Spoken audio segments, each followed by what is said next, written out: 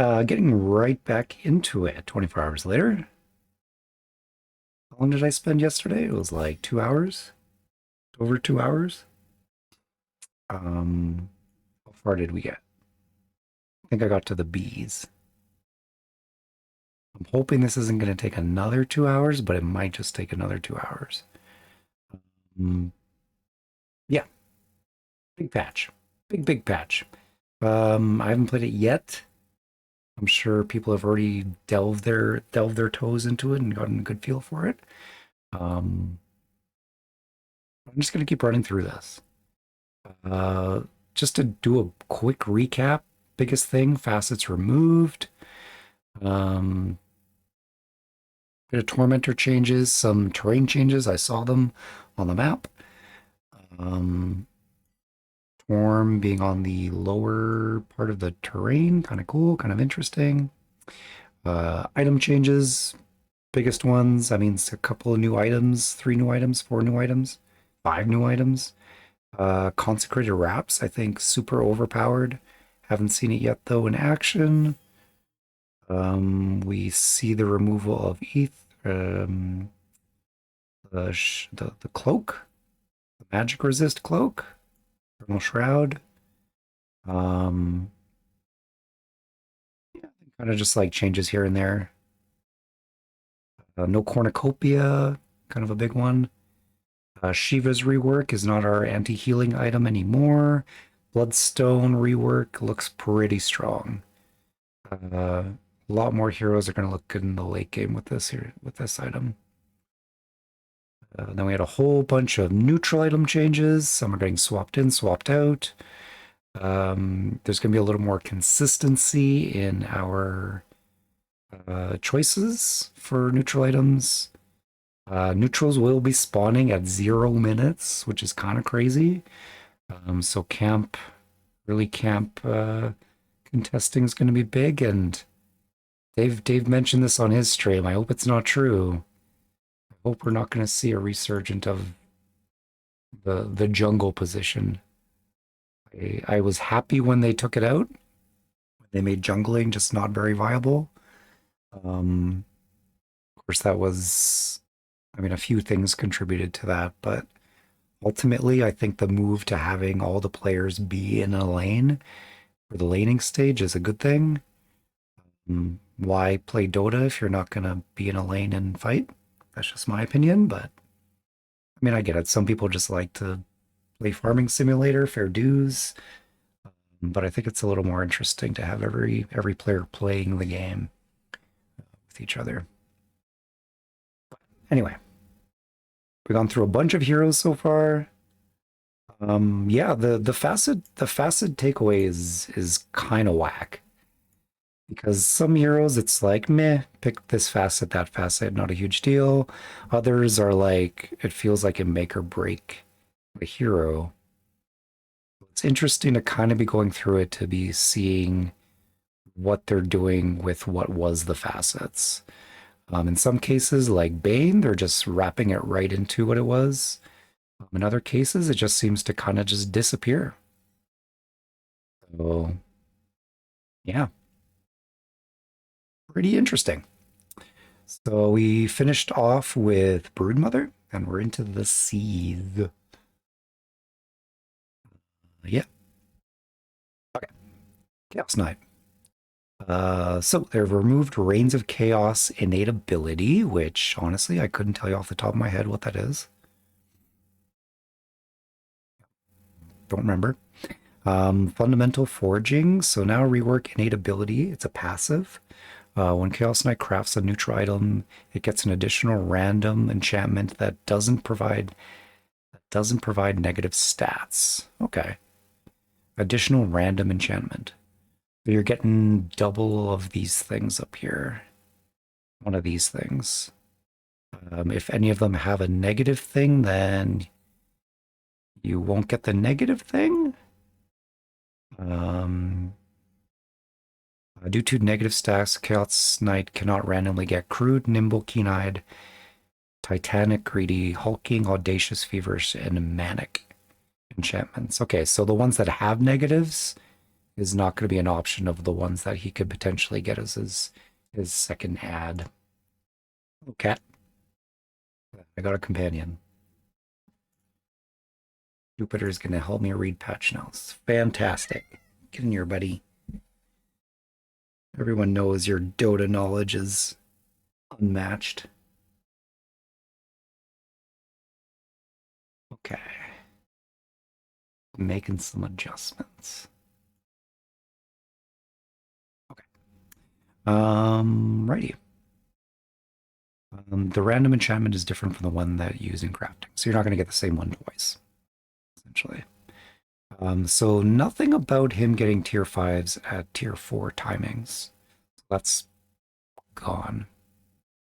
Reality Rift cooldown has been decreased by 3 seconds at earlier levels. Chaos and Strike. The lifesteal is increasing. Looks like 4% at earlier levels, just scaling up to what it normally is. Chen. Cool. Chen changes. I feel like this hero kind of needed something. They did some interesting things with him.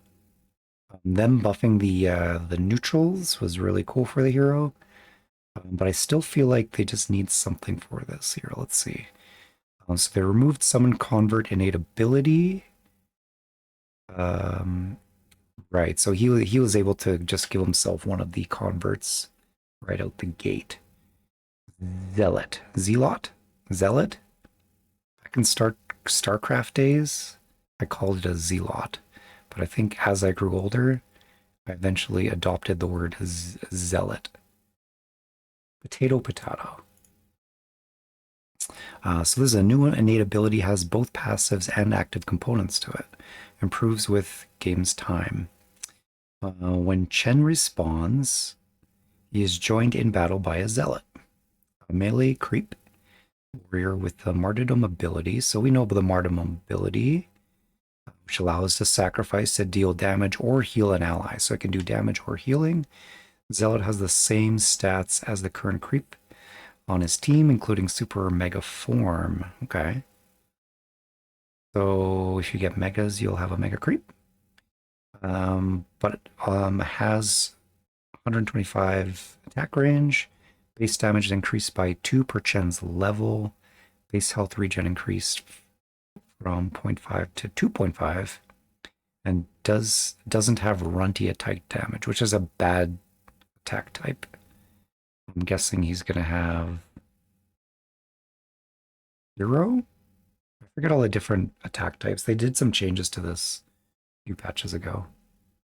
Honestly, I can't remember the exact nuance of it, but I mean, this is from Warcraft days of different attack types. Zealot responds after 60 seconds dead. So after dying, the Zealot will come back in 60 seconds. Mortal Mobility has a 500 range unit target ability on the Zealot creep, targeting with either an enemy or an ally unit. One cast. You know what? I might just do this. I might do a little bit more of this day because we're in part 2 and I'm feeling a little more fresh. I don't feel as much on the clock as I did yesterday. I can sleep in a little bit. Tiny little bit.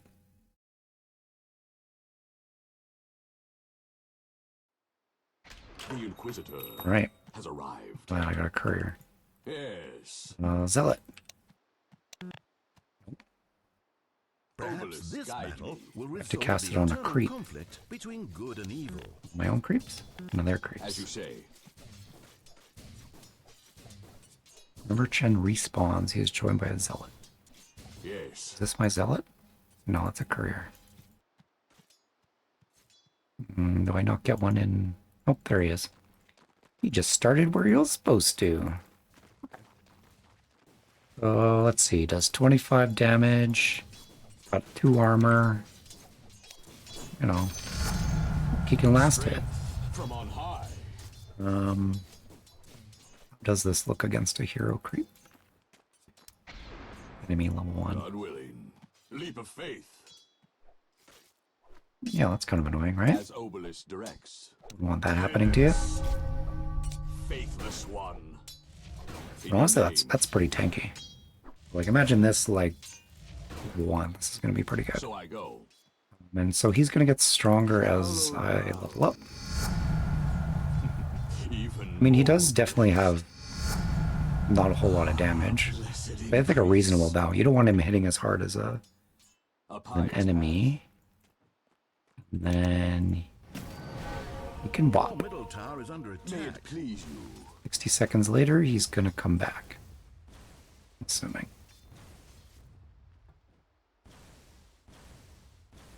So, okay.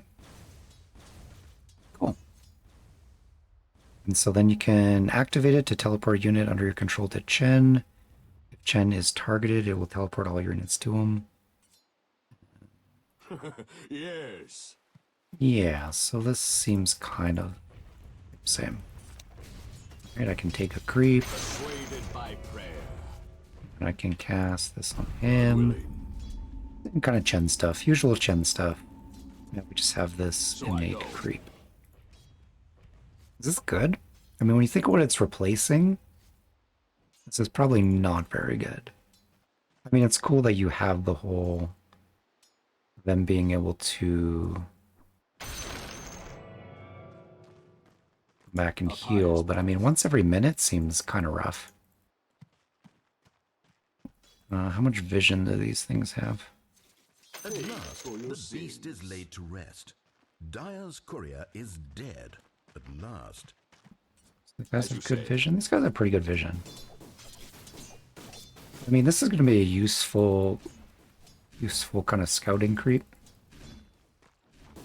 You can always sacrifice them, so it's not like Your As middle Obelisk tower is under directs. attack. you're going to be feeding gold or anything.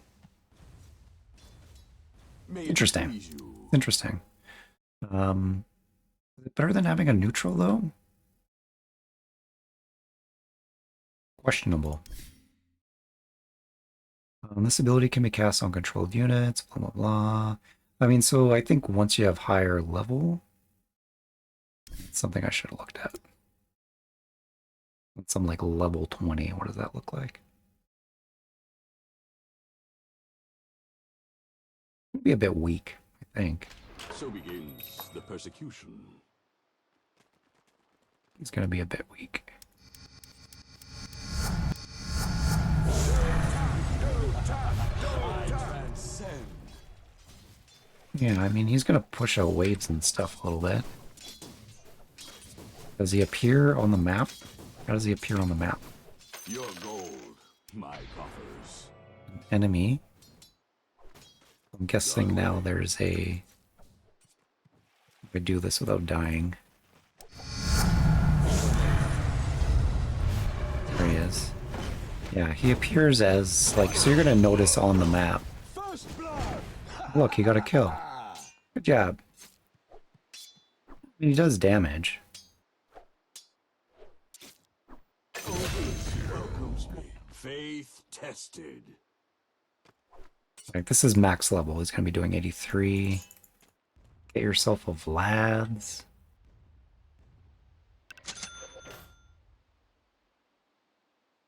Yeah. Okay. I mean, it's going to be one of those things that you just kind of have to play with a little bit. Certainly, like, good Chen players that knew how to use the neutrals well might not see this as a good improvement.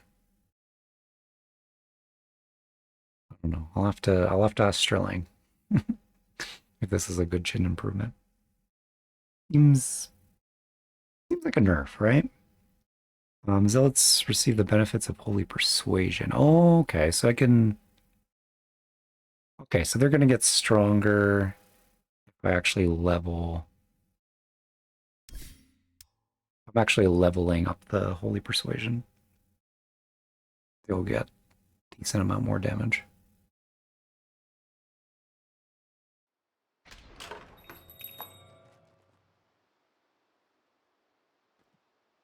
I don't get a creep this time. Where's my creep? Oh, goody, I'm so He's there. terribly He's just sorry. behind the fountain this time. Weird inconsistencies.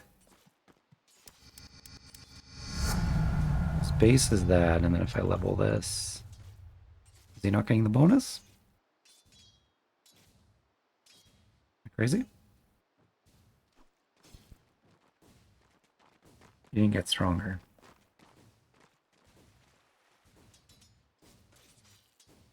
He's supposed to get stronger. If he's supposed to get Holy Persuasion, he's supposed to get a bonus damage of 18%.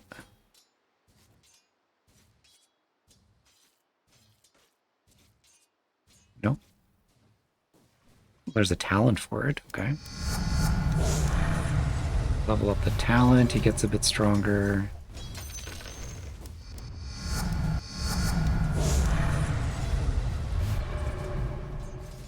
He's doing 63. I mean, he's got decent health. Like 1200 health is pretty decent. Got as much health as I do almost. Not really, but kind of. Without items, obviously, but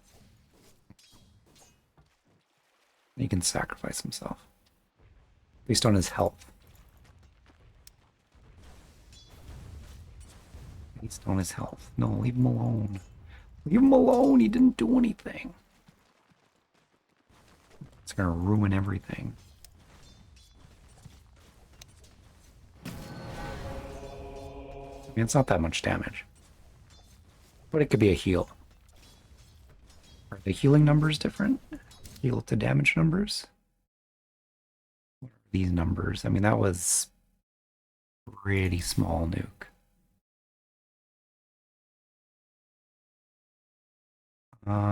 So far as a projectile, dealing damage of enemy or healing an enemy, damage is 25 plus 20% of the zealot's health at the moment of cast, or healing half of these values.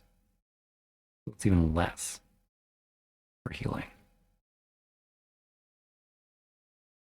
Seems bad. You only get one of them every 60 seconds. Passively, I mean, you don't really lose anything. You'll have, yeah, I don't know. Seems a bit like weird, doesn't it? Like all these different facets he had to get himself a neutral. Had all these cool skills that leveled up, and now he just gets a creep that can sacrifice himself. What am I missing? Am I missing something? Doesn't seem that great. Clinks. Base movement speed has been decreased by 5.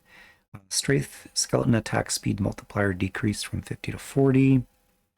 Talent deathpack health increased from 350 to 400.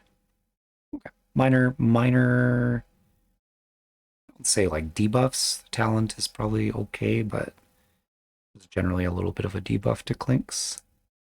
Nerf. I've been saying debuff. Nerf. It's a bit of a nerf to Clinks. Clockwork now has armor powers, so now also allows clocks to consume chainmails to gain more armor, right? So he's got that facet, the worst facet in the game. He just now has that innately. Sure, not a big deal. Find yourself 60 minutes and your inventory's full. Got a bit of extra gold? Sure. Eat some chainmails. That can't be good. Like, that's got to be like a turbo thing. I don't know. This just doesn't seem good at all. Battery assault. Mana cost decreased from 90. Now we're scaling 75 up to 90. Power cogs, right? So his facet, does he not have big cogs anymore? I'm guessing these are just his OG cogs. Clockwork can now move freely through the cogs, sinking them down while walking over them. Other units can also walk over the sunken cogs.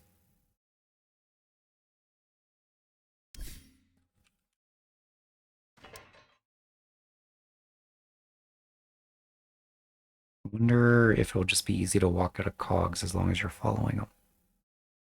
And if he's trying to get out. I'm more than a bit tightly wound. Cozy in here, isn't it? I mean, it's pretty instant. I'm well oiled. Just a minute or so now until the game starts. It's cool that he can kind of just freely move through them. The tech wins the race. And still whack them. I mean, the fact that they're closer together and you can whack them like that is pretty good. You whack them when they're down? Yes, you can whack them when they're down. Oh, that's pretty good. I close the cozy in here, isn't it? Spring my trap. Okay, cool. I wanted to see... Oh, yeah. So they're not getting shocked from the inside. Yes. It's honestly busted. Like, everyone has suffered to the clock. Spring forward. Hold on, are they not... Why wasn't he getting zapped? Armor power. It's not a thing? That's still a thing. Trip trap. He's inside it. In gear. I run like a clock. Interesting. A trick Anyone is hero. outside of it.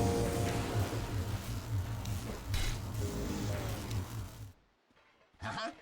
Cooldown on this 15. It's pretty short. I don't know. I mean, the big cogs honestly were like, I think a little bit overpowered. This is kind of interesting. I like that you can just kind of walk out of them and you can still knock them around. You can't just like get absolutely 100 to 0'd inside there like you used to, right? Which maybe is a good thing because that should just feel sometimes a bit absurd. Interesting. So they reduce mana cost 60 to 75. Mana burn has been increased in the later levels by about 10, 15. Overclocking duration is increased. So, okay. So this thing, like overclocking, I would never get. Hopefully, like this is a big 5-second increase to it. Cool. Now also increases battery assault radius by 3. Okay, that's cool. Ooh, that's actually really cool. Now also increases cogs radius. Oh, okay, so you get the big cogs. Provides 50% bonus armor to clock while he's near his cogs. Oh, damn. Okay, I mean, this is looking pretty good now. No longer increases Clockwork's attack speed while inside clogs. For fair, I mean, we're really doing right-click builds on Clockwork. I haven't seen any, but... now increases rocket flare damage, vision, and slow duration by 35. No longer decreases rocket flare cooldown. Okay, so your rocket flares will be like they were before, but more stronger.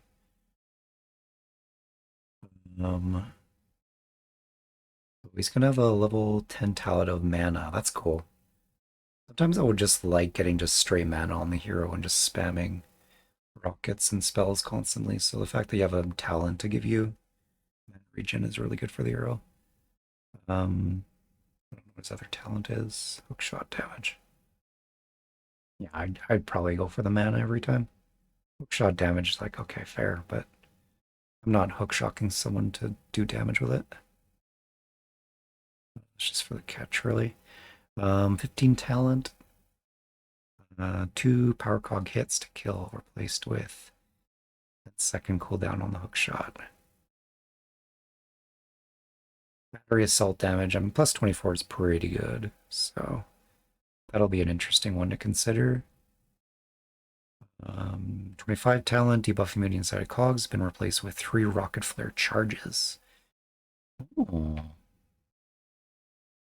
Rocket flare charges. I'm assuming you're still having rocket flare true sight? Yeah. I don't know, the battery assault interval is pretty huge. I would be surprised you would take the rocket flare charges instead. I mean, is that decent damage?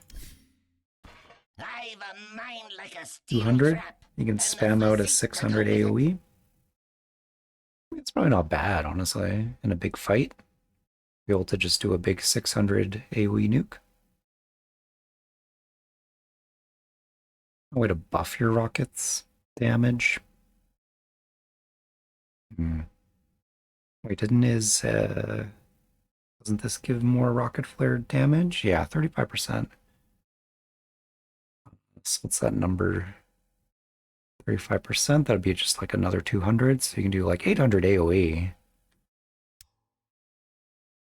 It's probably not bad. Okay, two things I want to test here. If you give him an AoE bonus, what is his... Some assembly required. 25. Okay, let's just first check this out. Well, I guess that's significant. Give ourselves Live eggs. or die or something. Look, I don't really know how this game works. I mean, like, that's a good AoE. Flares here, boom, and it's off. I mean, with the magic reduce, it's only for A traipse for a trap. 170. I'm gonna get it back in a minute. Rattle and roll. Homing in. Incoming. Rocket on. Hold on, I have to actually activate my I'm overclocking. well oiled. Do it with flare. Oh, and you still get the 3. Okay, so you still get the 3 rockets. That's a big area. Kind of cool, actually. The turtle wins the race. I mean, you can just blanket a whole area with that, couldn't you? Rocket on. Do it with flares here. Homing in. It's like fireworks. It's kind of cool, actually. Yes. Okay. Aha.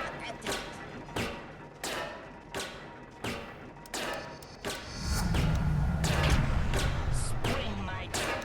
Feel that tickle.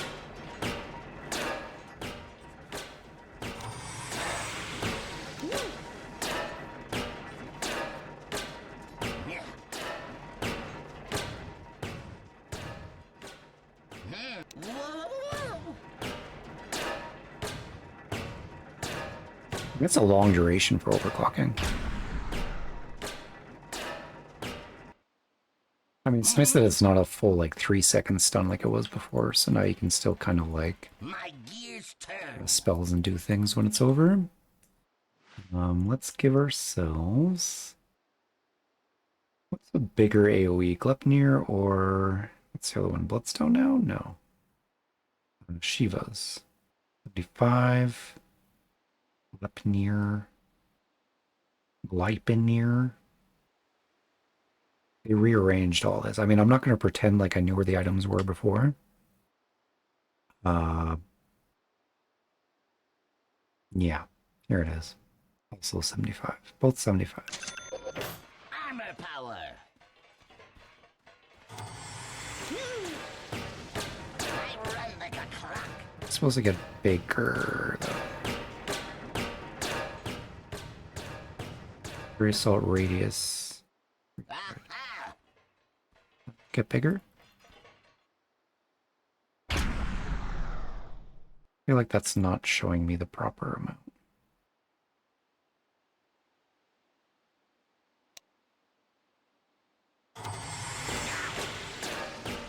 Closing in. Am I crazy or did that just not change it at all? Battery assault radius. I close the Base? distance. Is it just because I have this? Mid-tower taking changing. damage. This is just not showing properly, but Uh-huh. that increased it. But it doesn't stack. Not stacking.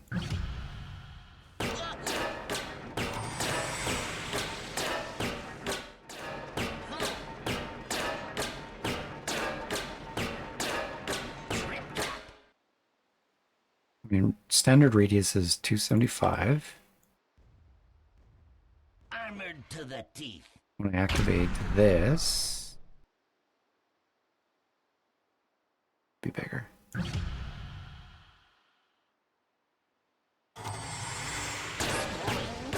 Okay, it is, so it's outside the area.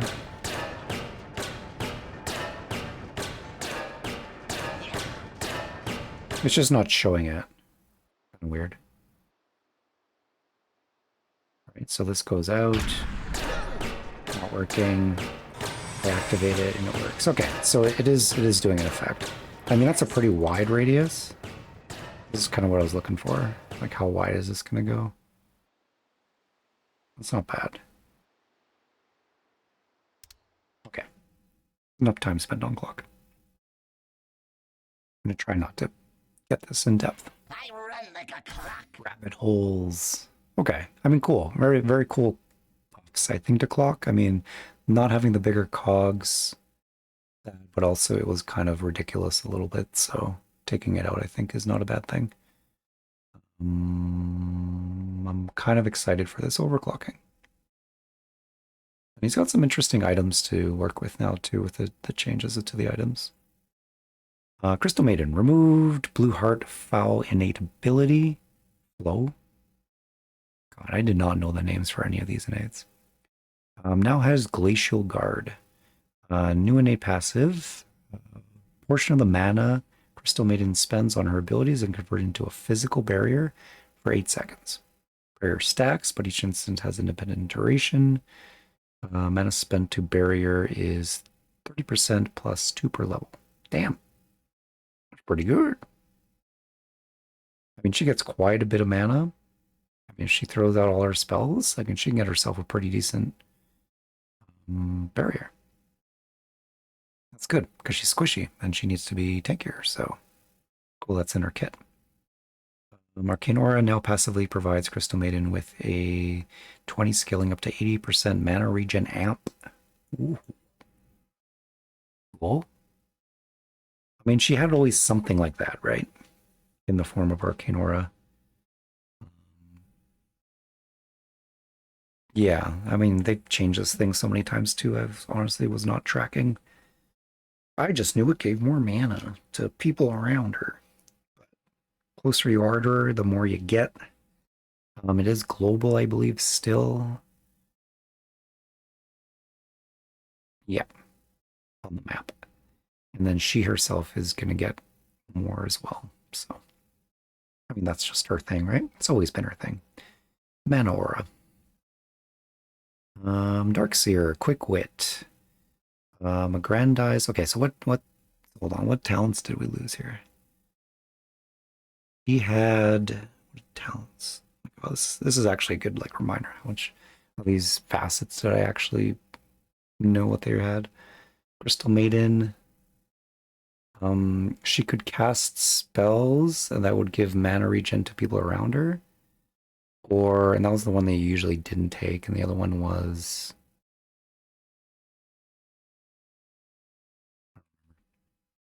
Darkseer, Quick Wit. So Darkseer had bonus Agi. No, Agi would Int would give attack speed.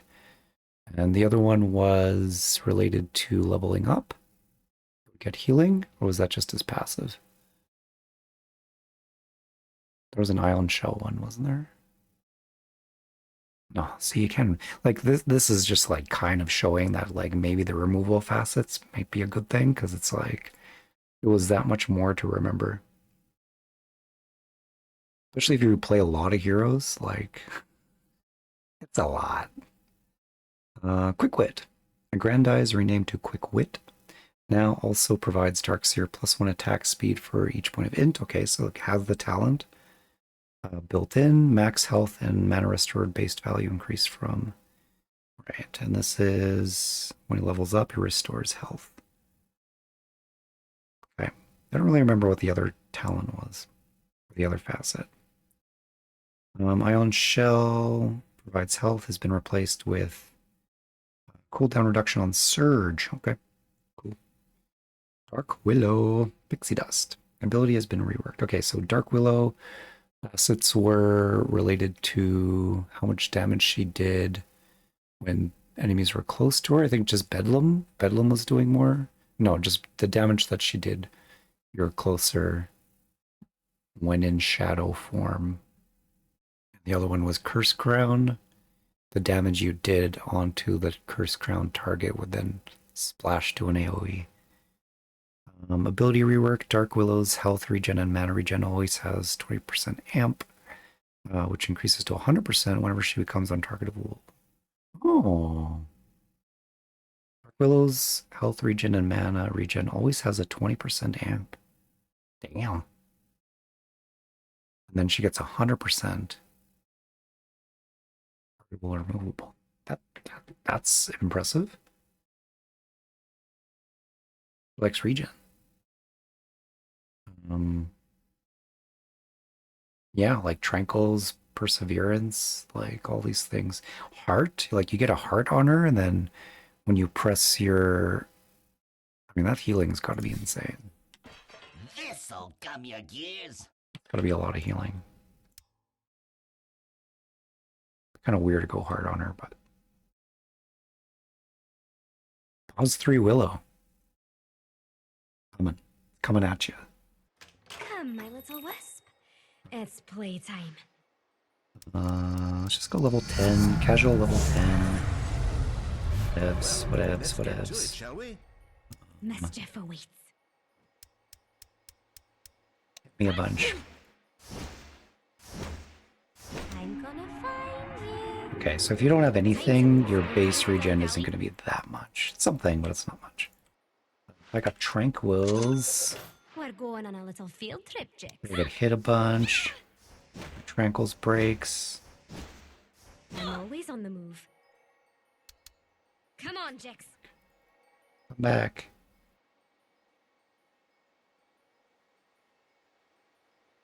Let's find something to steal. Hold on. Yep, this is how you do My it. time has come. This is how you used to do it as Axe when you're in the jungle. On my way. You ready for shenanigans? Jix, what do you say we go introduce ourselves? But Gotta go. Boots of Bearing are going to be really good on her, right? Because Boots of Bearing doesn't break. Regen. Let's see where the road takes us. Over here!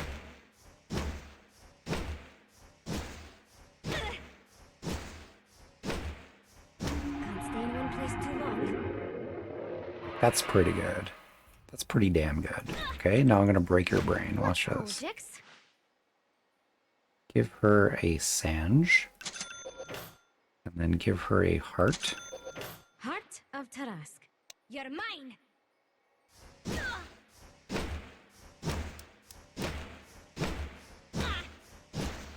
Some damage, please. Over here! This place is boring anyway. I mean, I don't want to say it's a full heal, but like, that's pretty damn good.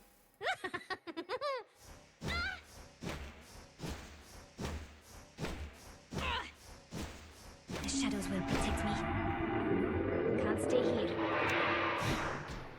It's not bad. It's not bad. I mean, Prove I'm the best. it's not like Necro Reaper Scythe levels, but that's pretty damn good. It's nice. Interesting. Gives her a very different I can dynamic, take care of right? myself.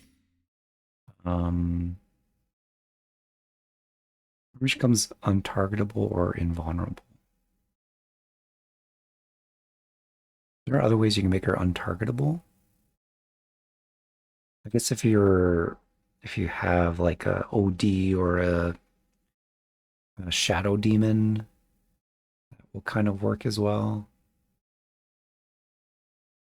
Yules? Yules would work too, right? Yules would make you untargetable. Jax. That's cool. I ready mean, for that's kind of cool. I mean, you usually build Yules on I'm her. full of surprises. So like the few seconds on her Yules, you're gonna get more regen. I don't know. Are you gonna build specifically regen for it? Maybe it's just like a nice to have. We'll see. That'll be an interesting one. Dawnbreaker base damage increased by 6. Damage at level 1 increased. Break of Dawn passive. Okay, so hold on. Dawnbreaker's talent. She had 3 of them. She had 3 facets. One was the one that I always took was her movement speed with her celestial hammer. She had something about her big sweepy stun thing that if she hit a bunch of heroes, she'll get like bonus damage. What was the other one? That was the third one. Remember the third one? I always just took the one that gave her movement speed with her hammer. 'Cause I think honestly her hammer, like her throwing her hammer, is like her best skill. Makes her just very mobile, able to chase people down really well. As soon as like I was having a lot of troubles playing Dawnbreaker, but as soon as I started focusing on Celestial Hammer, the hero just felt so much better. Maybe it's just my playstyle. Bonus grant. So Break of Dawn, max damage increased. Right. So she had this passive. She still does, related to sunlight. She gets more damage based on the time of day. Increases and then decreases. Yeah. When the sun comes out, because she's Dawnbreaker, and when the dawn happens, got the most damage. God, remember when her thing was that she would reveal the whole map and break everyone's video card? Sometimes. So now she seems like she still has it, but now it's scaling with her level. Bonuses granted are now at their maximum for any daytime caused by Dawnbreaker's abilities for the entirety of that daytime. Okay, so her abilities create day, and she gets the full bonus when she does it. I'm guessing her alt is going to do it, right? Yeah. Solar Guardian now causes 6 temporary daytime when cast. She's also going to get it during Phoenix alt. Who else makes day? There's one more hero that makes day. Maybe it's just Phoenix and Dawn. I mean, she should have did that anyway. I'm surprised it took this long for that to be a thing. So now this is upgraded by Agnum Scepter, amplifies heals Dawn, provides by Break of Dawn, current damage increase value. That's convoluted. The healing amp she gets is the current damage increase value. So she's going to be doing more healing at the start of day. Amplify heals Dawnbreaker provides. By Break of Dawn specifically.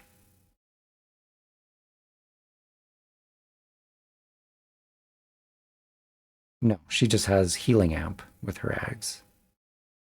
That will be based off of Break of Dawn's current damage increase value. God, that is convoluted, but I see the brackets. I see the math equation and the brackets. So all her healing is going to be amped. Right, and she's doing healing with her passive and also her alt. And I guess any items that she buys, like mech or Solar Guardian cooldown has been decreased by 10 seconds in early levels.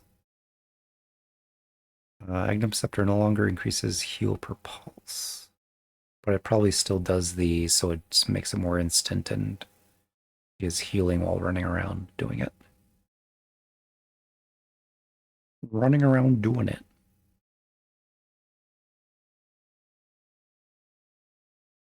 Hey, Nabe31i, aka Bot.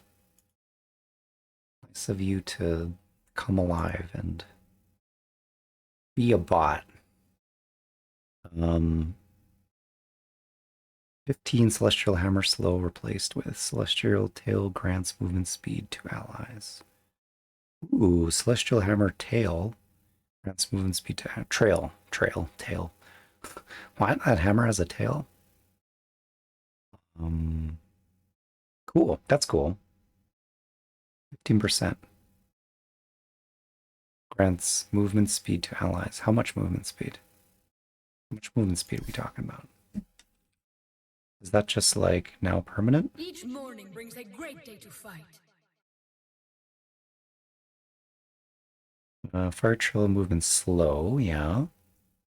There's a burn, there's damage. But now it's going to also create a bonus move speed. which is her talent, right? It's the talent that I would always take on her. Now it's in her, sorry, it's a facet, but now it's a talent.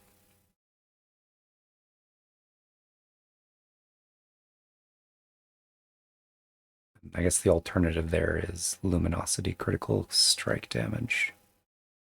Honestly, I'd probably still go with the bonus move speed.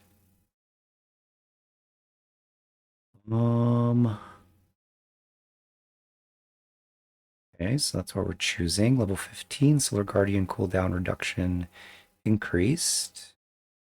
So we can get its shorter cooldown time, and the opposite one is more trail damage and hammer damage. It's also kind of a tricky choice. I'm leaning into the Celestial Hammer. I mean, the minus 20 Solar Guardian cooldown, though, that's hard to give up. Dazzle. Weave. No longer levels with Nothal projection.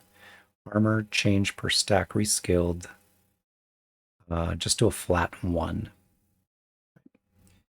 Duration changed from 8 seconds to 6.9. 69, no, 6.9 plus 0.1 per level. Okay, so it's the duration of the armor that is going to be scaling with Dazzle. And if I remember, Weave is like the plus minus armor based on whether he is your friend or not. This is this classic Weave of Dazzle. I mean, this thing has been in so many different iterations. You remember the big, so it used to be his ultimate. It was a big AoE. He would cast it. You would try to cast it on both your allies and your enemies to be in the AoE. And then I think it was like 30 seconds. Every second their armor would shift. So like 15 seconds after casting it is like prime time to start fighting.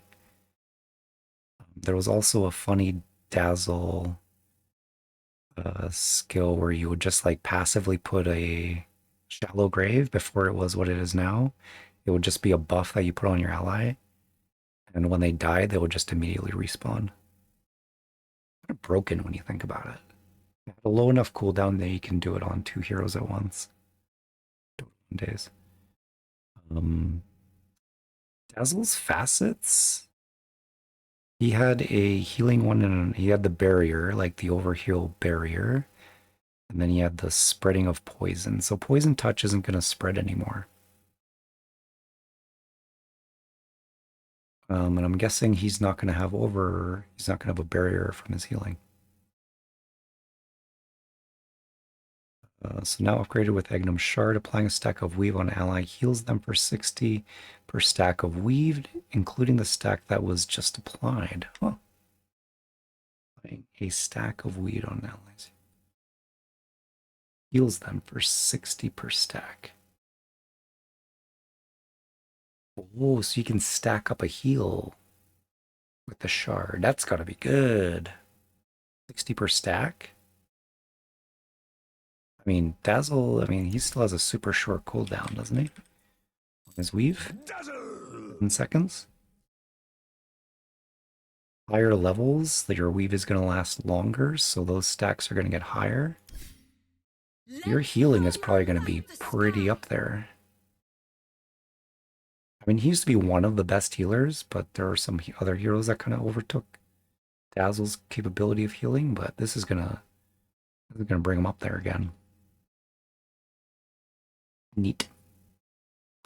But remember, with the changes to healing reduction, all healing is kind of nerfed.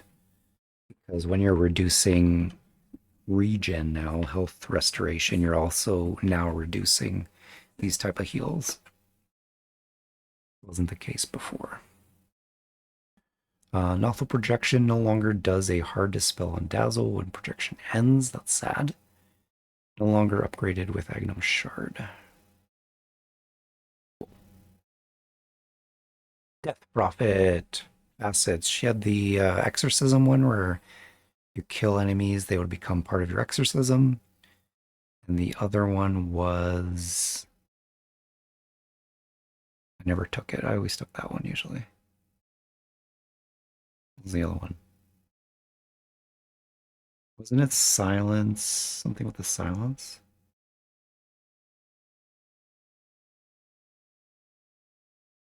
Don't remember. Doesn't matter. It's gone. Give my brain permission to forget. Base armor increased by 1. Nice.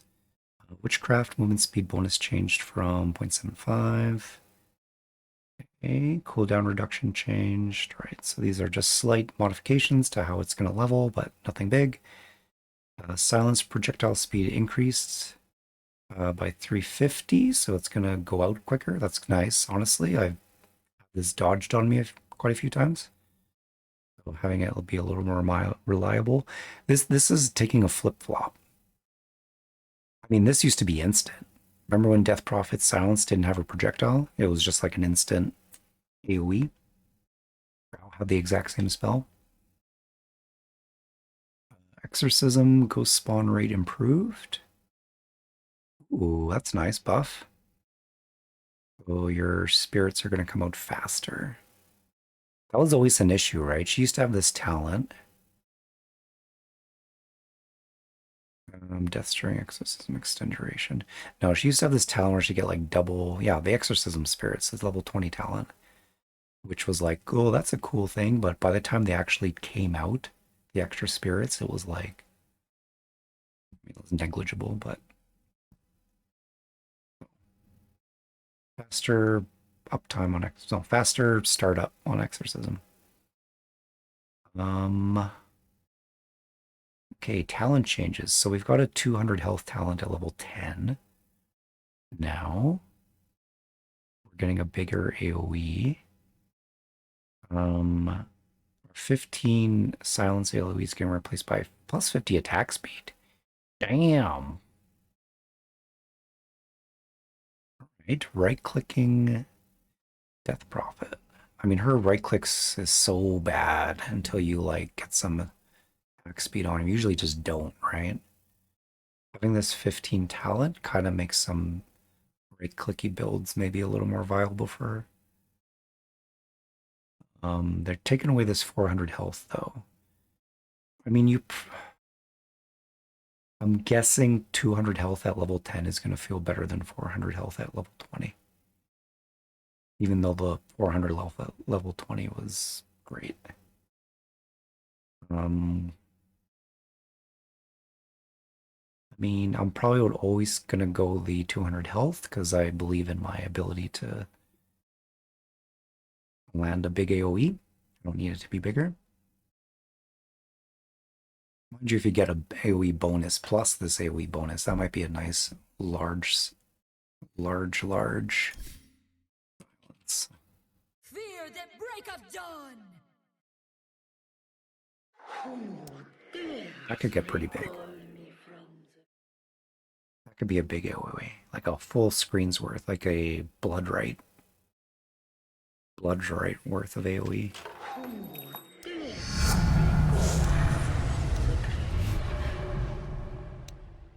Yeah, that's what I'm talking about. Another beautiful day in Jotunland.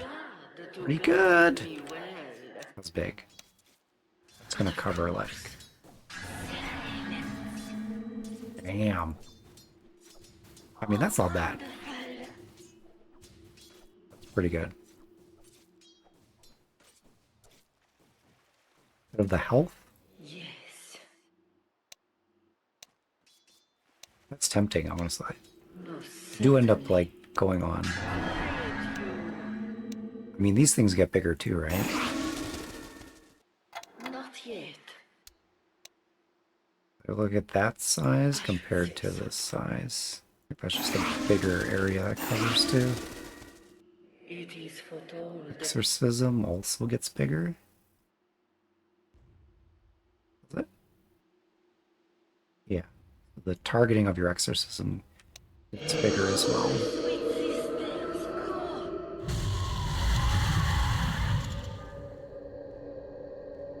But I mean, when you're hitting things with exorcism at the farthest end, if you're not aware, exorcism does the most damage right next to her, right? Because it's about the speed that they go in and out.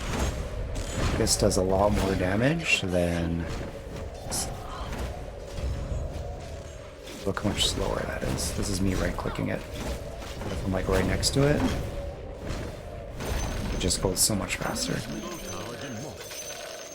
So, like, AoE increase on Exorcism is not necessarily much of anything. Oh, that crashed my game. Ark.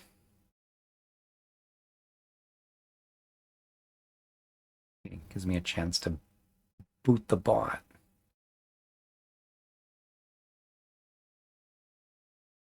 Where's my shield?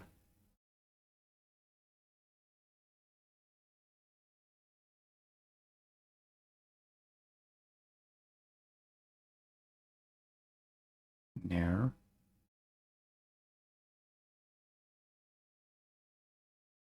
I can't find it. You're lucky this time.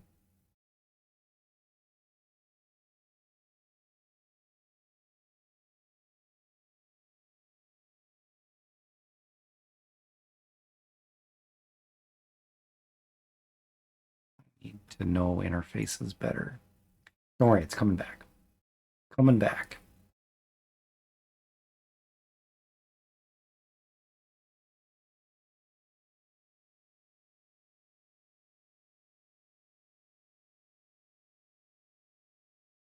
I think moderating would be more easier. Maybe a button for it. This is why you get moderators in chat, right?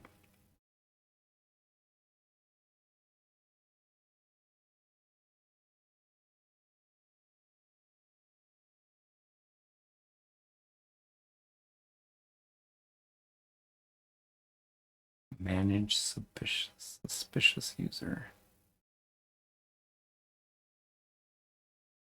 Timeout. Ban. Ban. There we go. See you later. Updates. Back to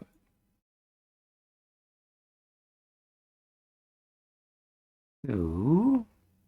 Death Prophet. Interesting changes. Yeah, not really. Nothing major. Disruptor. Okay, Disruptor.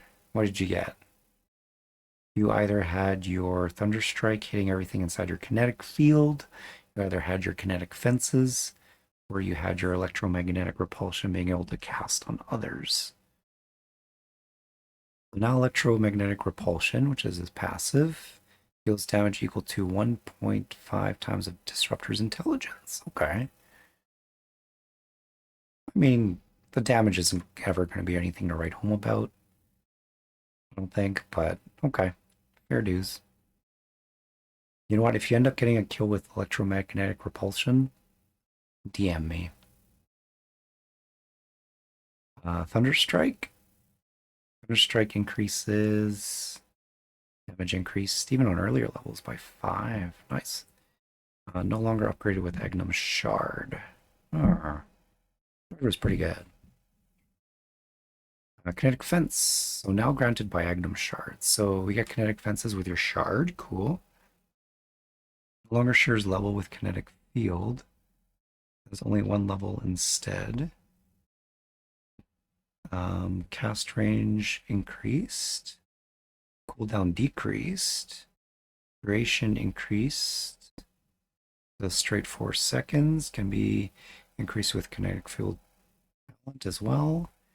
Formation delay increased. Oh, I'm gonna have to recalibrate. Man, I had these kinetic fences down so good. They're gonna be going up slower now though, so that's gonna take some adjustment. Brain adjustment.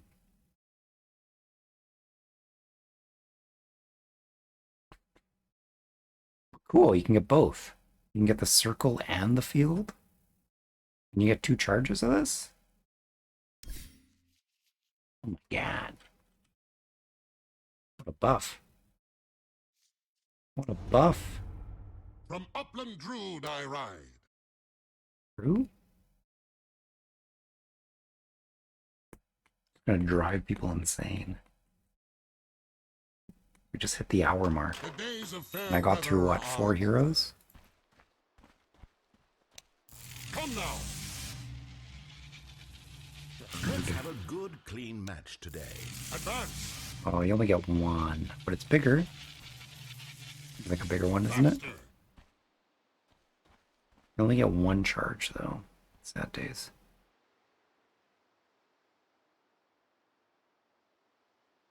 It was nice having two. I guess you still do have two, technically. I have to get used to using this thing again. Rolling And you have to remember the hotkey for it. W. Not yet. The fact that it's a different hotkey is going to break my brain. It's just like something new I gotta learn. Are there any cool patterns you can do with this?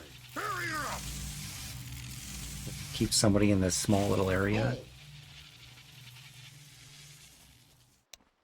And in. Striker runs. Keep them separated. Under attack. I liked having two charges. I guess you still technically do have two, but it's a different hotkey. Hotkey, I just have to remember to use it. It's gonna be a little bit of a learning curve to it. I got so good at these. Oh well. Talents. So glimpse distance. Buff to the 15 talent. 20 talent. We have a replacement. Static Storm is a bigger radius. 25 talent. Static Storm radius replaced with +6 Thunderstrike strikes. Also decreases the interval. Ooh, so you're gonna get like fast strikes. +6. That's pretty good. Holy crap. That's really good. You're gonna have 10? You're gonna have 10? These are gonna do 1,000 damage. I mean, it's level 25, but damn. What's your other level 25 talent? 2 glimpse charges? Yeah. But honestly, those strikes, that's gonna be like...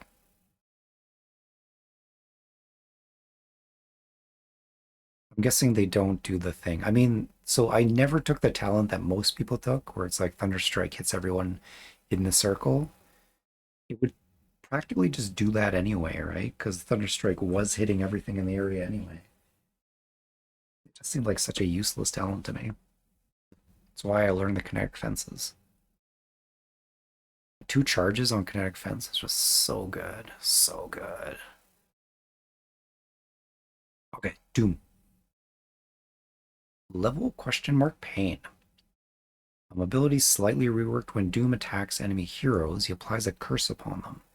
After 2.5 seconds, the curse hero bursts with a pillar of fire, damaging itself and all enemies in a 6/6 AoE, a very small AoE, for 25 of the damage taken from Doom.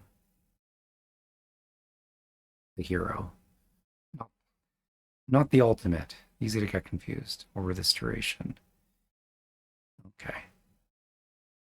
The cursed hero bursts with a pillar of fire, damaging itself and all enemies for 15% of the damage taken from Doom over this duration. Which duration?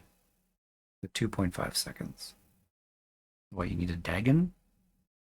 Include damage from the attack that applied the curse.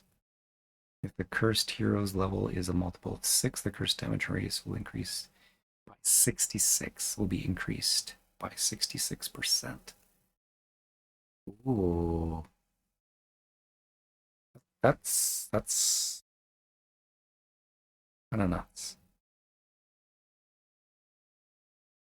Is there a cooldown on this thing?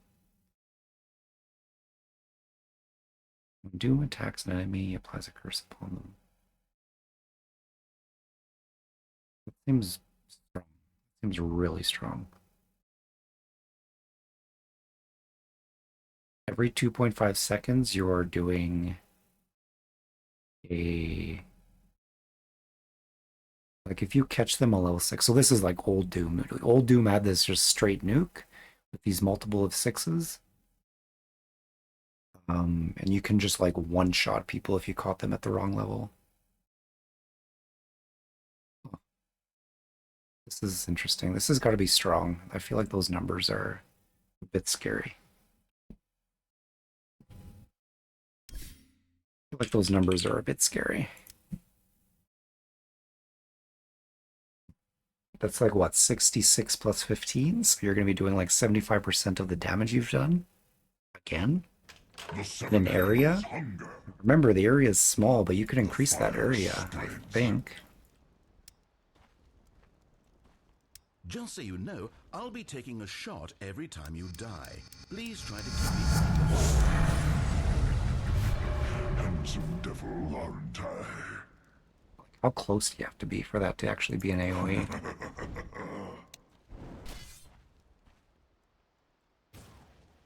have to be like right next to him. You got to be right next to him. That's a quote. Hell's on You can just reapply that again and again. the ground burns. Okay, now this is where your brain gets broken. You ready for this? Increase that. Yes. Yep. Increasing Doom's AoE is going to be actually pretty significant. It's not a huge area, but I mean, that's definitely better than just being on top of them, right? Till damnation come. Okay. I mean, that's not a lot of damage, but I mean, look, this is doubling the damage. Not doubling, but... Can I level this guy up? Okay, so we get him to level 6. And suddenly this is going to be a lot more. I am the midnight of your soul. I said a lot more, but... The soul eater 33. hungers. Hit for 90, and then... Flash 30% of it. That was just one hit, okay? Give yourself a Dagon.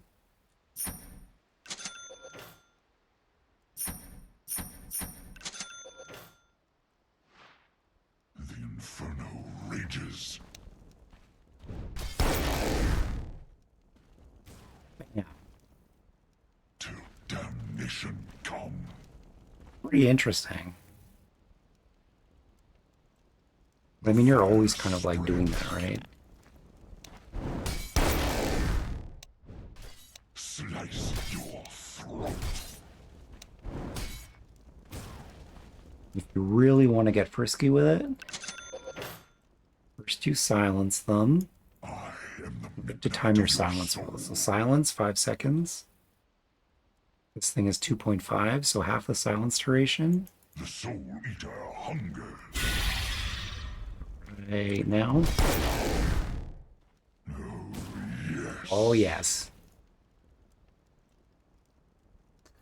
I mean, come on. It's not, the numbers aren't crazy, but kind of funny. Kind of funny to think about. Interesting. So just like a bit of extra damage coming out of Doom. And I think those, like, it's going to add up. Like, the amount of time this is going to be proccing. I think making the additional AoE, if you're going to go Ags, which I assume is still going to be like an AoE Doom, like why not go the bonus area? Devour, now the default cast and Unlearn Devour is an all cast state keeps the one that Doom currently has. Okay, so they're just flipping this just to break our brains a little bit. I mean, it was broken before. If all cast is activated, Doom will not acquire the creeps. Okay. I guess that's for new players. If they didn't like turn on the all cast, they would never get a new skill. I don't know. I don't know what the reason for that is. Just to mess with me. Cooldown decrease from 6. I like this. So they're putting a lot of these like 6/6s all over here for Doom. It's good. This is lore, right? Replace cooldown with 2 charges with 66 restore time. So with the shard, you get 2 charges. Allows you to devour ancient neutrals.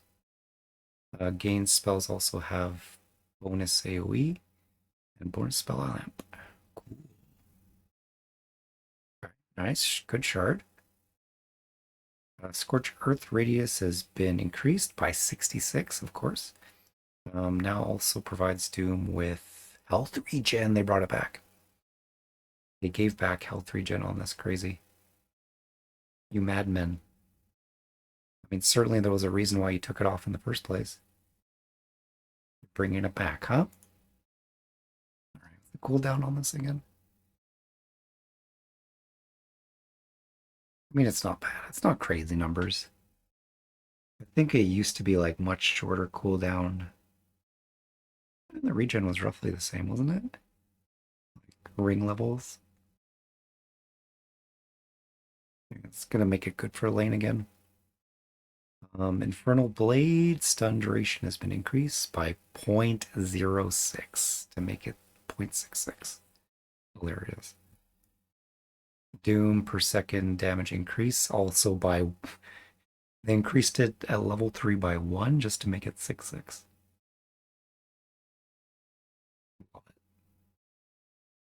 Okay, Agnum Scepter now also applies break to the affected enemies. Nice. You get an AoE break. Agnum's Scepter no longer increases damage per second by 15. Okay. You can get 66 damage at 15. Badass. Talent Scorch Earth movement speed increased. Okay. 20 talent, minus 10 seconds Scorch Earth cooldown replaced with minus 10 seconds Doom cooldown. Okay. Good. Level 20 talent. Yeah, I mean, I guess you can kind of pick and choose based on their lineup. What you do for the level 10. Level 25 talent Doom implies break has been replaced with permanent Scorched Earth. What? A permanent 65 damage AoE, health regen, speed bonus. What's your other option? Doom applies mute. I mean, that's got to be better. I don't think you pass up the Doom applying mute. I mean, permanent Scorch Earth sounds neat. Conceptually, like it sounds cool. Just like Radiance sounds like a cool item. But I think numbers wise, it's just not that great. I mean, not bad. If you take the talents for Scorch Earth, get more movement speed out of it. Yeah. You're probably gonna go the mute, honestly. Dragonite, right. Right, so so they took away like Devil's Bargain, which was the coolest facet in the game. Actually, but they already took that one away a while ago. And that left Doom with what? Something about Devour. Yeah. They had a level death thing or something. I don't know. I'm not gonna miss the facets. They already took the cool facet away, so taking all the facets I don't think is really affecting Doom much.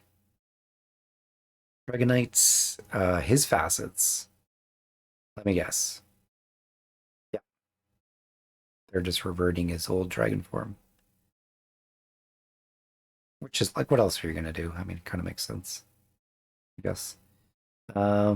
Breathe Fire, damage reduction rescaled, so weaker earlier. Cast range increased by quite a bit, up to 1,000. Wowee.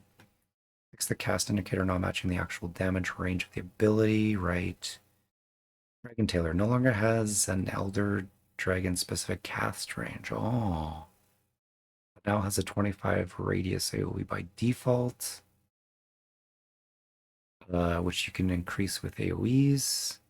Again, it'll be like that Doom. If they're right on top of each other, you might get a double stun.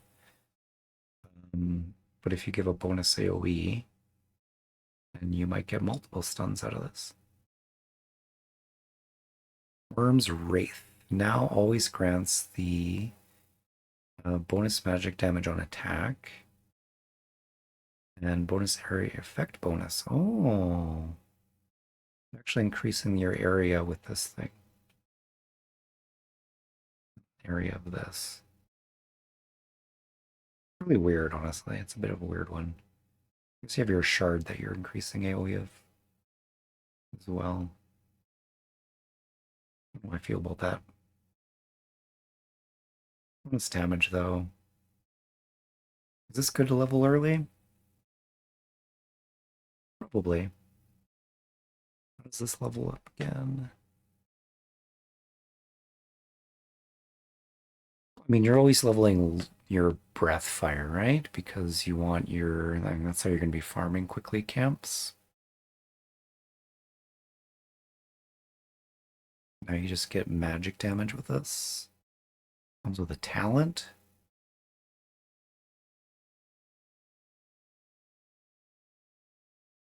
%50 more bonuses. Dragon form evolves per level. I mean, this is going to be like our old stuff, right? Attack corrosive, magic damage per second. Yep, and affects buildings. This is going to be an AoE. 75% of attack damage. That's pretty standard. Applies corrosive poison to all affected units. Yep. Blue dragon attacks frost debuff. Here says debuff immunity and slows attack. Slow attacks by 50 in movement. That's huge. I didn't realize this was debuff immunity piercing. Low attack. That's really strong versus BKB. BKB cores. Slowing down their attack speed by a lot. Splash attack also applies low to all affected units. Other attack modifiers will affect only the primary target, of course. But Specialist Array is going to create you multiple AoEs, isn't it? Be pretty good. Specialist Array. I mean, sucks you're not going to get the benefit of it when you're not in dragon form. But I mean, you're kind of always building for your ranged.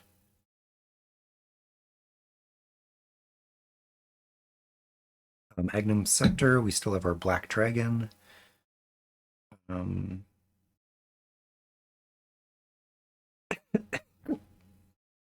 Seems much the same, 100% splash damage. Attack slow.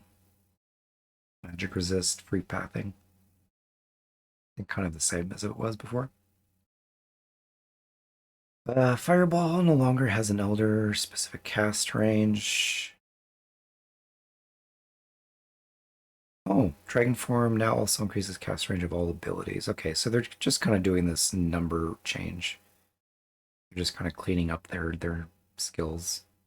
You're still going to have a longer Dragon Tail when you're in Dragon Form, because it's giving you an increase in all your abilities anyway, including Fireball, which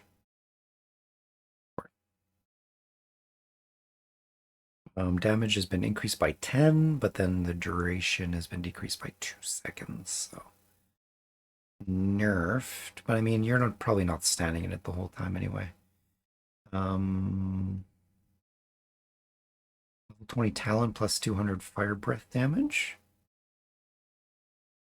Level 25 Rim's effects during Elden Form replaced with 50% Rim Wrath bonuses. War. Dragon Knight. I gotta play this hero more. I kind of put this hero on the shelf often. Very interesting. Drown Ranger. Base damage decreased by 2. Precision Aura no longer levels with marksmanship. Agility based bonus rescaled. Flat 10. Interesting. So better earlier until you're level 2, and then you're actually getting a nerf later on by quite a bit, 16% or 6%. Wow. Okay. Yeah, they're nerfing her damage, which, I mean, she had probably one of the highest damage in the game, right?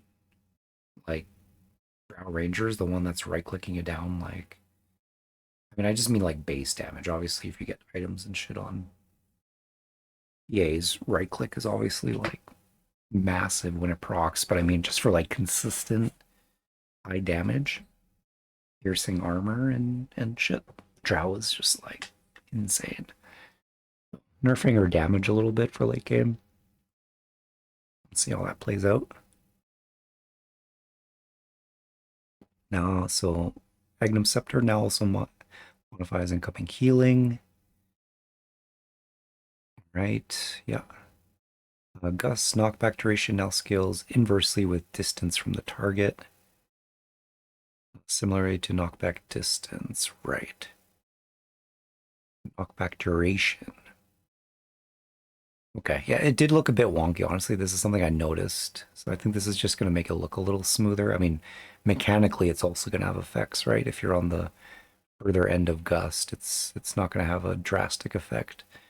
And you definitely saw it sometimes, right? Like even just like getting knocked by this, like you're just on the edge of it and just getting like tapped by it at the end was enough to like have Drow kill you. So now you're not going to be as adversely affected by Gust when you're further out. And it's just like it's going to look better. It'll look more realistic.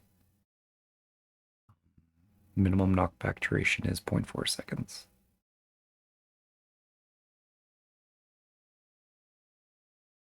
As opposed to being like 0.9, right? So like more than halved if you're on the end of it. Cool. Nerfed. Nerfed.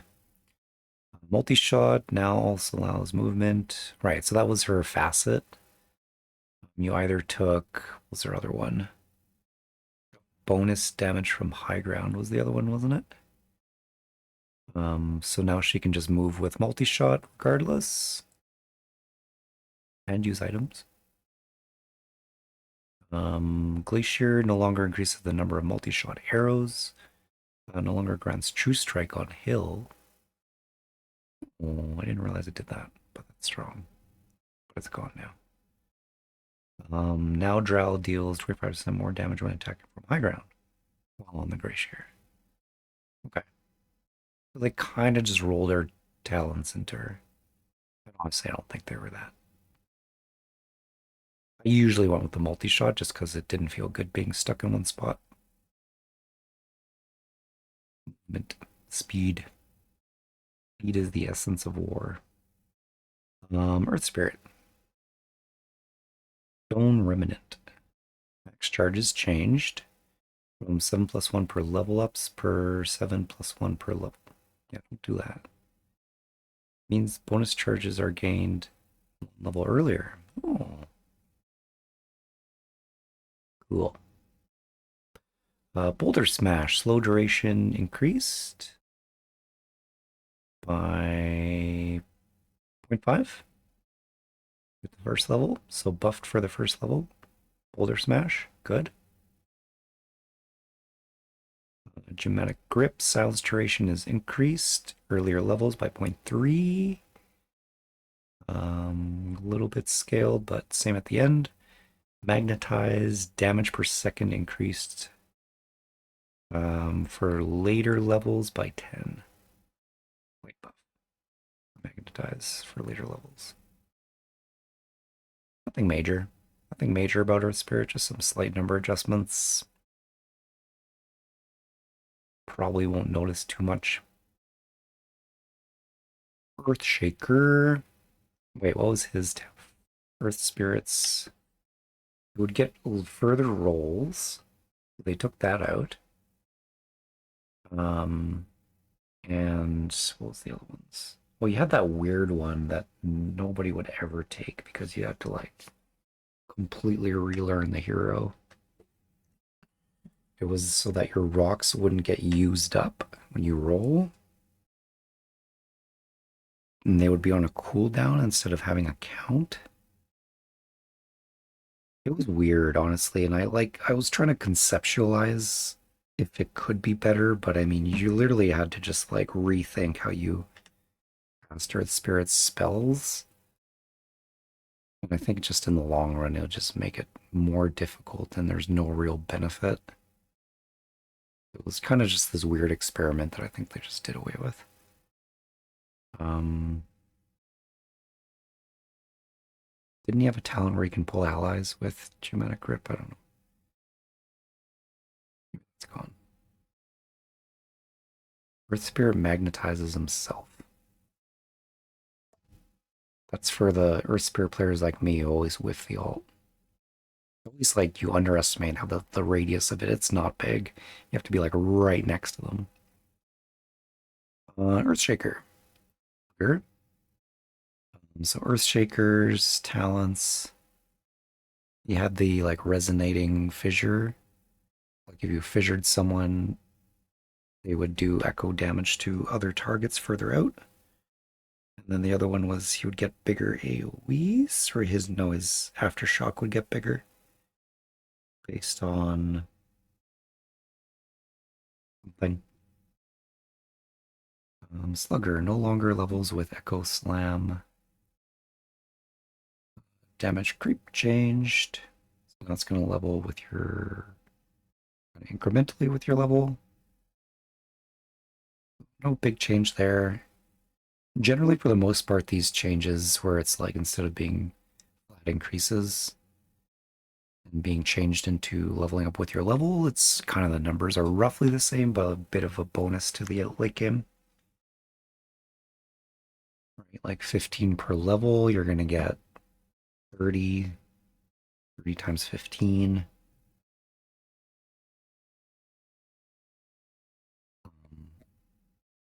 Yeah. Sure. Sun duration increased by 0.2 early levels, 0.2 across the board. Nice. Aftershock radius increased by 50. And Echo Slam shockwave projectile speed increased by 100. So echoes are gonna go off a little quicker. Honestly, like they go off so quickly anyway, you barely see. Dota 1 animation, you could really see the Echo Slam waves, but now it's just like this tiny little particle. Elder Titan. He had a bonus to movement speed, and then it was like movement speed turned into his attack speed. Wasn't that the case? Something about like something. It was like Darkseers, where something else equaled more to something else. And I think it was movement speed meant you got more attack speed. Was it vice versa? And then the other one was a bigger AoE. I think. No, I'm thinking older. I'm thinking Primal Beast. Doesn't matter. They're gone. Remove tip the scales. Remove tip the scales innate ability, so now has momentum. So it's a new innate ability, passive, can't be leveled up. Elder Titan's armor increases by 3.6 plus per level of his bonus movement speed. Excuse me? Elder Titan's armor gets increased by 3% plus his level of his bonus movement speed. What bonus movement speed? Only counts movement speed that he has above his base value. This ability can't reduce Elder Titan's armor when he is slowed below the base movement speed value. Okay, so he's just getting more armor based on movement speed. I don't know. I'm a little bit disappointed in that. I mean, you always go phase boots on him. Typically, you go phase boots on him because you can use, when you use phase boots and then cast your spirit moves faster. So like when you press your phase boots, you're gonna get more armor out of it. I don't know what the numbers are, but it'll be something. Okay. Make him a little more tankier armor-wise. It's good for a strength hero, honestly. Armor on strength heroes goes a long way. Astral Spirit no longer provides armor on return. It grants movement speed, which is then used in the innate ability to provide armor. I didn't realize Astral Spirit gave you armor. All I really cared about was the damage and the move speed. Didn't realize it gave you armor. But it does. And now it does it through the innate. Earth Splitter cooldown decreased from 100 seconds, and now it scales down to 90. Cool. Like that. Level 10 talent plus 25 attack speed has been replaced with 150 Echo Stomp wake damage. Level 25 Astral Spirit attack, hero attack replaced with bonus movement speed as attack speed.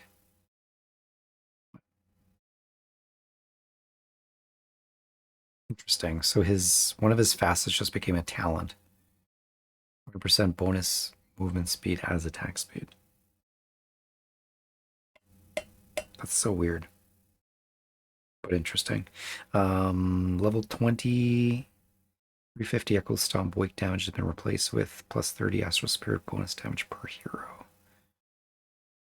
Or you can get Natural Order Radius, which, yeah.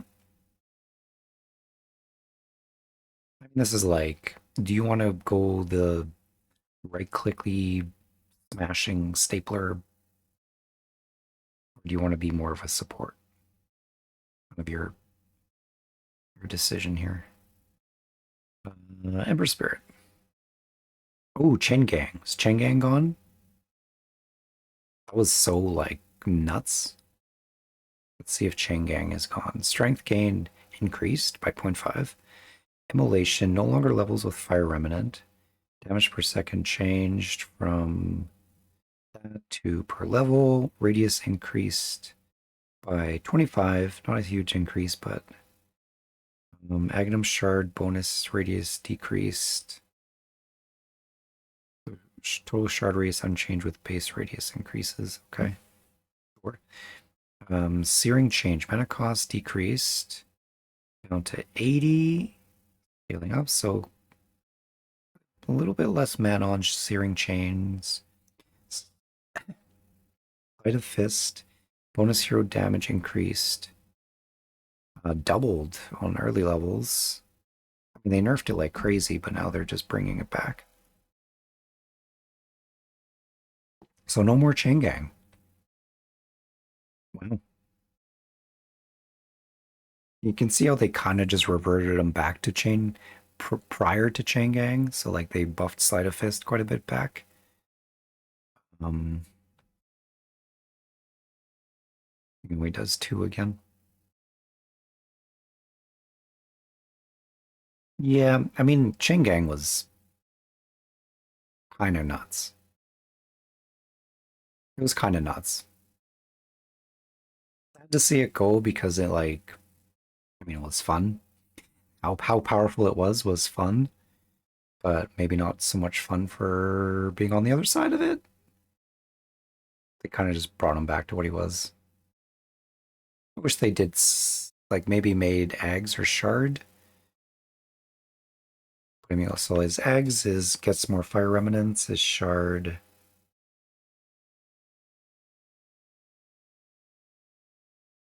What does his shard do? My God.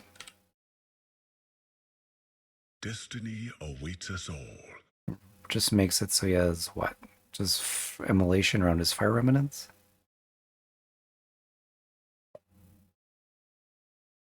And if an enemy dies near an Ember Spirit, he gets an extra charge. I mean, that's not bad. Getting charges when you kill enemies. That's pretty good for the hero. Enchantress.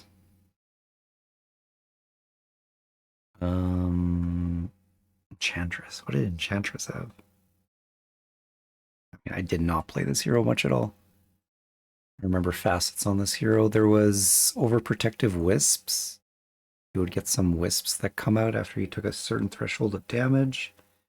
And the other one was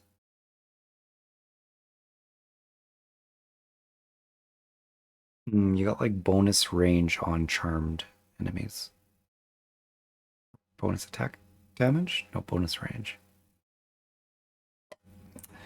Rebel Rouser. Damage increase change to be per level now. Enchant. Cast range increased for later levels by quite a bit, from 650 up to 800. Now enchanting enemy with heroes increases attack range. Was attack range, yeah.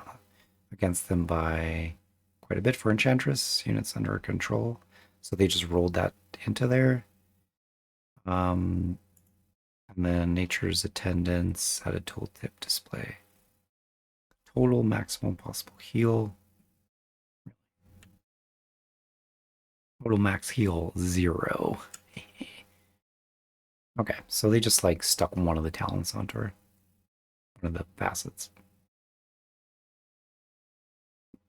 Level 25 talent untouchable attack slow increased by 10. Enigma. What did Enigma have? He had he would create eidolons when he took damage, and the other one was moving away from him. Right? He moved away from him. No, that's his gravity well innate ability.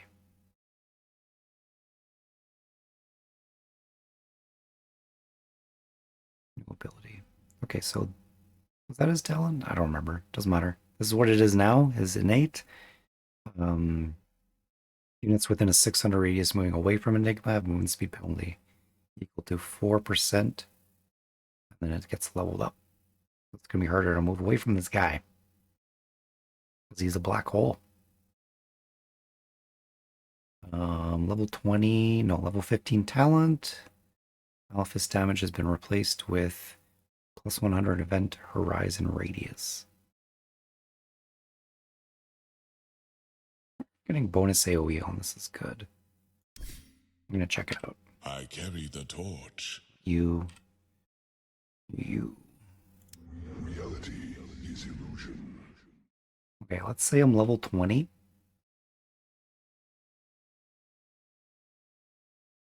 Percentage-based movement reduction. Shadow, I assemble.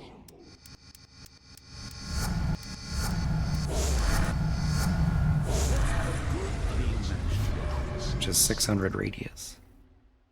I go.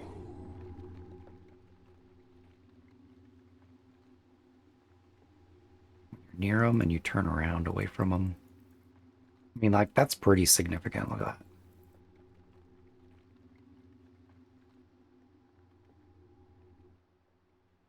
That's pretty far away, too. You can run towards them, but when you turn around, like, minus 65 movement speed, only going to get more if you're faster.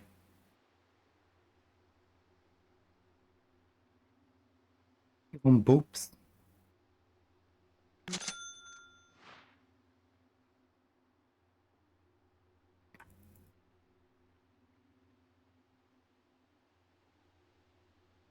I mean, it's kind of cool. You probably don't really notice it until it's like, I mean, it'll probably get you killed at some point, but you don't really notice it, that it's happening. Increase your AoE. Shiva's guard. Not sure if it actually increased it.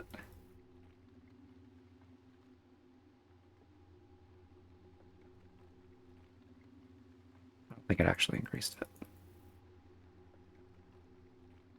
Not affected by AoE bonuses.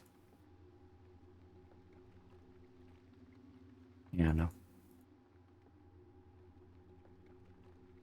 Eh.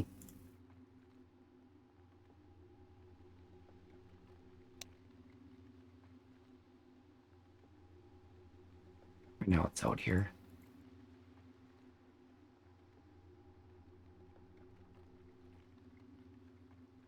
It'd be cool if like you were really close and it would like reduce it by like 70%. Anyway.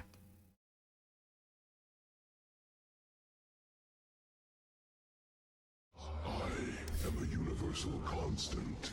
Okay, Faceless Void. Damn, we're running on the Fs and it's already 10:30. Going way too slow on this. Okay, Faceless Void. Here we go. Distortion Field. No longer levels with Chronosphere. Distortion Field, enemy projectiles. Right, move slower. Now only applies to projectiles targeting Faceless Void or an allied hero within a radius of him. No longer targets other stuff. Max slow distance rescaled. 600 round Faceless Void to 500 round the targeted hero. Enemy attack projectiles speed slow rescaled just to a flat 40. Time walk. Agnum Scepter now also provides reverse time walk sub ability. Agnum Scepter time walk attacks will no longer miss if reverse time walk is used too quickly after time walk. Good. Didn't realize that was an issue. No longer upgraded with Agnum Shard. Oh, what?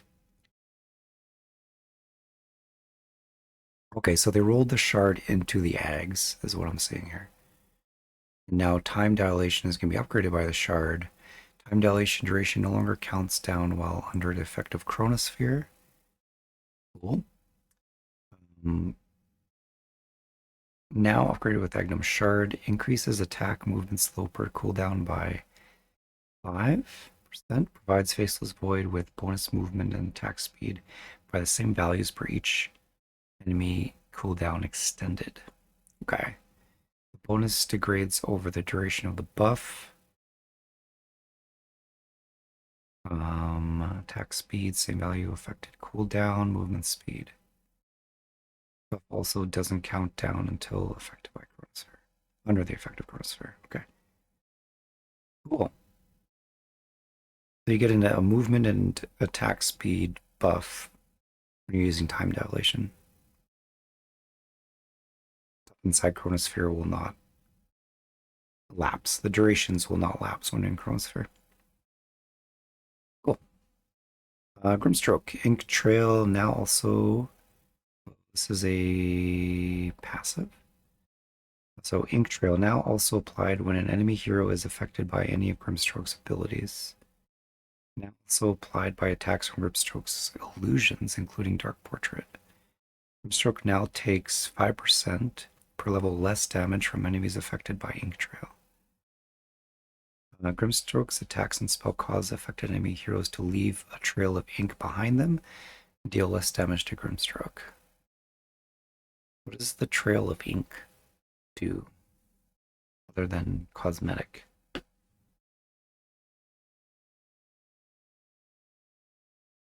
Nothing? It's just a cosmetic effect? I mean, I guess you can see where they go, right? Like it's if someone's juking you, you'll be able to see them where they're going, a trail left behind. Cool. A Stroke of Fate can now be put on all cast to send the stroke straight. Who does that? Who wants to have a straight stroke? Nobody. Gyrocopter, base movement speed decreased by 5. Removed chop shop innate ability. What? An innate ability that I still haven't figured out? Now it's gone. It was so that he could disassemble almost any item. Which would be kind of interesting to think about. But I mean, they keep changing the item recipes, so by the time you figure out some cool interaction with it, they just change the items and disassemble the BKB. That was the only thing that I could see. Afterburner. New innate ability. When Gyrocopter damages an enemy with attacks or abilities, gains 1 movement speed per hero and per creep. So this is kind of his talent, right? I think one of his talents was Afterburner. No, it's Facets. So Flax Cannon, Agnum Scepter upgrade moved into a separate ability. Gunner new ability granted by Agnum Scepter, effect is unchanged. Okay, so it's just a cosmetic change for seeing your skill. Whatever. Hoodwank. Misty Woods. Oh, did they take away the fast sharpshooter shooting thing? I kind of liked the hip one. The hip one was cool because it gave you a different style of using sharpshooter. Mist Woods Wayfarer. No longer levels with sharpshooter. Redirect chance changed from... This is the evasion one, right? It gives a chance to redirect enemy attacks to nearby trees. Yeah. It's really cool, by the way. People just don't realize that that's a thing, but like base 15% evasion if you're standing next to a tree. Acorn Shock cast range rescaled. Rinks attacks range plus 100 to... As a result, cast range increased from 75, and it has a better cast range at later levels. Going up by 150? No, not 75. Not bad. Modest. Bushwhack cast range increased by 100. Scurry no longer doubles all sources of evasion for the duration. Sad. Now doubles redirect chance of Mistwood Fair for the duration. Okay. Cool. So you can get 30% evasion when you hit Scurry. You're by a tree. Sharpshooter now treats creep heroes as creeps. Right. So you don't hit creep heroes with this. Projectile flies through creeps, dealing them damage for half the value, but still applying slow and break at full force and duration. Since Spirit Bearer is considered a true hero, the projectile will stop on impact with it. Talents. 15. So instead of an extra bounce on your acorn, you can get 10 agi. And acorn bounces. You get 2 extra bounces at level 20. Fascinating. I mean, this is like how greedy do you want to be late game versus health supporty. These talents. I mean, the health is kind of nice at 10. If you're not too worried about your survivability, the bushwhack damage is nice. Level 15, it's like if you just want to be evasive or if you're planning to be a better right clicker, you kind of carry that forward with level 20. Then you get 2 acorn shot charges if you've gone a crazy right click build. Or you just go the extra sharpshooter max damage. You don't really care about your right click. Scar. Int gain decreased to 0. I didn't realize he had an int gain. Why did he have int gain? I thought int, he doesn't care 2 shits about int. I guess he got magic resist from it, didn't he? And now it's just gone. Scar is dumb. Him and Ogre Magi hang out together too much. Base movement speed decreased. Slower. Inner fire damage increased by a little bit. Knockback duration now scales based on knockback distance to a minimum of 0.4 seconds. Knockback duration now scales based on distance. So same with the thing that they did with Gust. They're doing with this, and again, I think that makes sense because it looked weird, and then, I mean, just means that the skill is a little bit less effective at the further out range. Enemies which are in 75 units or further now receive a flat knockback of 25 units. No longer upgraded by Agnum Shard. What's the shard? I don't remember what the shard was. Doesn't matter. Burning Spear, health cost change from 4% of current health to 2 of max health. Whoa, does that mean you can kill yourself with it? Scar can use the ability even if he has less health than the health the cost requires, right? That's what it used to be, wasn't it?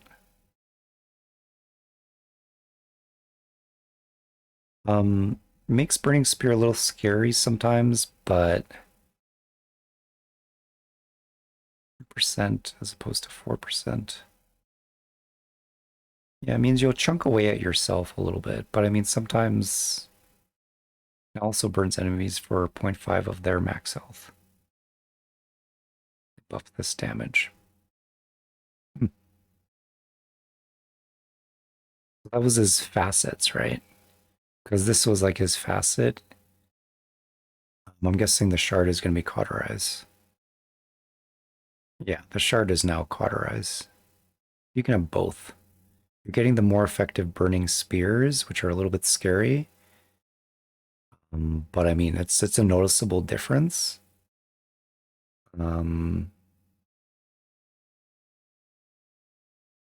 Yeah, I think the like Huskar is gonna be a little harder to play, but the fact that you can have both of these now on the shard's good. This is a really good this was a really good facet on him as soon as it came out. Like, why would you pick any other facet? Sure, you're giving up the extra burning spear, but the burning spear always felt a bit sketch.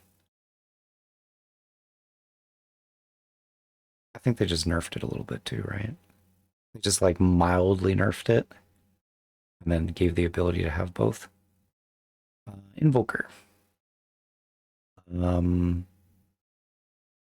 Yeah, his talents were interesting. Now you can choose your Magnum Scepter. Hold on. Quas max level increased to 8. Now you can just have more of all of them across the board. Tornado, Magnum Sector, Twister damage has been decreased from 40 plus 10 to 40 level. Just by 10 by each. And that's the damage, so not just a 10 across the board. Okay. Invoke. Now whenever your Invoke gets Agnum Scepter or Agnum Shard, these items are inert in the inventory until Invoker activates them manually. Upon activation, he will be presented with 3 upgrades to choose from. Upgrades themselves from both Agnum Scepter and Agnum Shard are unchanged. You can't change selected upgrades. Selling Agnum Scepter and buying it again will provide the same upgrade you chose the first time. Agnum Scepter no longer provides +1 level to all 3 orbs. It now provides 1 level only to a single orb you choose. Cool.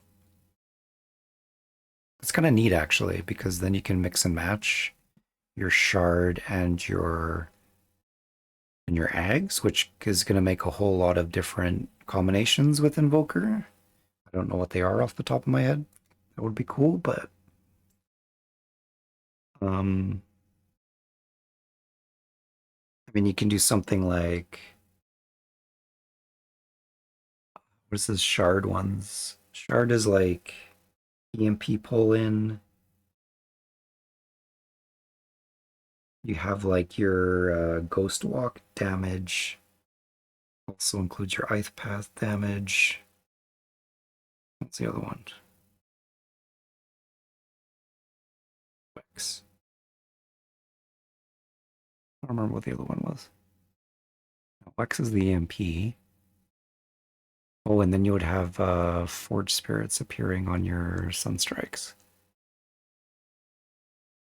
I mean, the best one I can think of is pulling in EMP while you're doing your Agnum's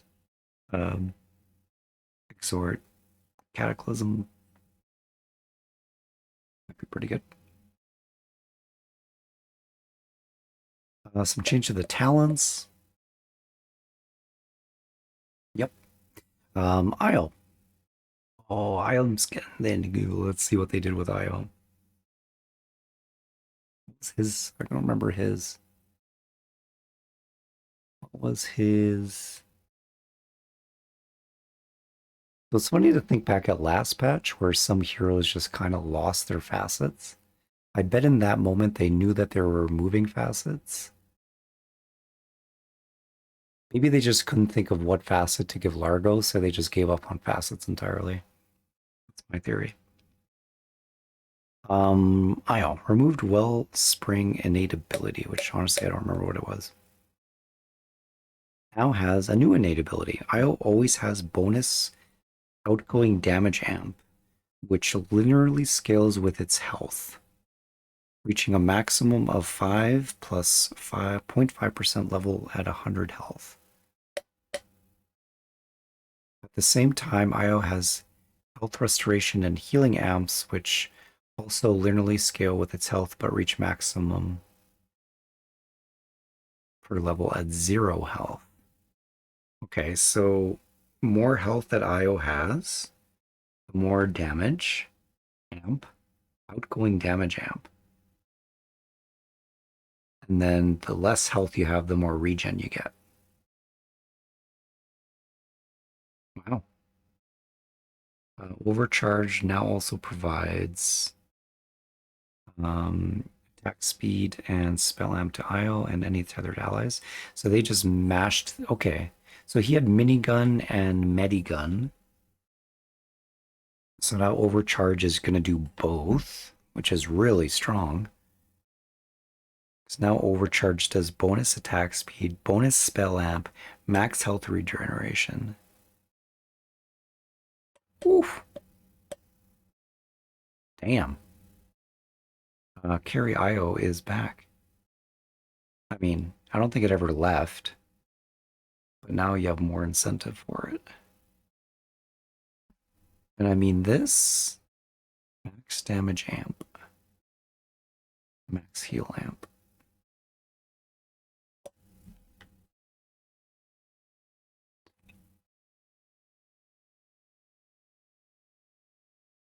A lot. 5% damage amp. I mean, that's like both physical and.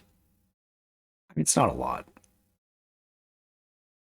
Nothing, but it's also not like crazy numbers. It is like the talent, right? Hold on, this is just per level, right? Like, these might be some. I stare also into you. Be some crazy numbers. Does that effect also affect the tethered unit? Like, does your innate ability also affect your tethered unit? And if that's the case, I was like the strongest hero in the game. I don't think it's the case. Another beautiful day in Dota land. So,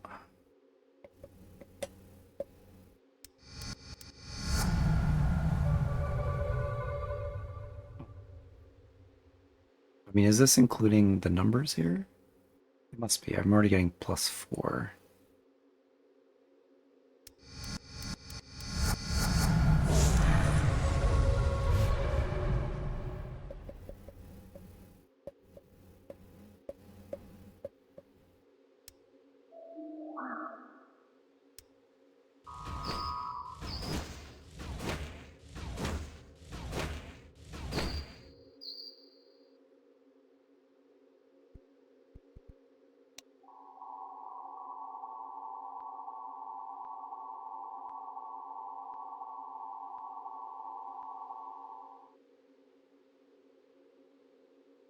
Hmm.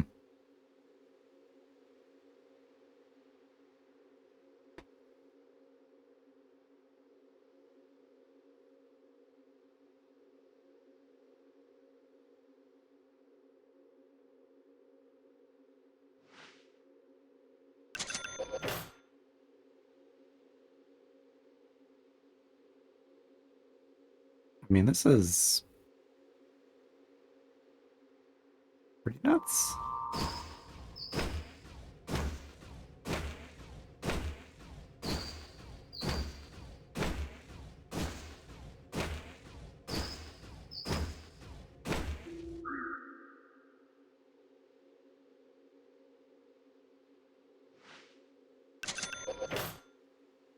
I mean, that's changing quite a bit. I mean, it's not Huskar levels, but that is like.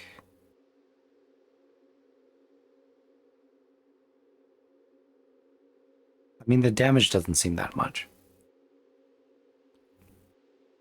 But the healing's not bad.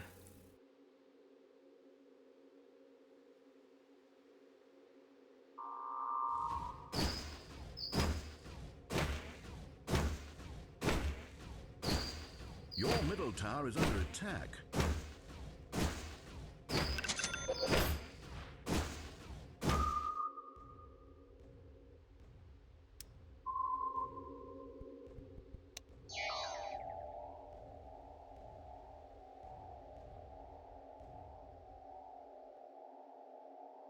The ally's not getting the bonus damage.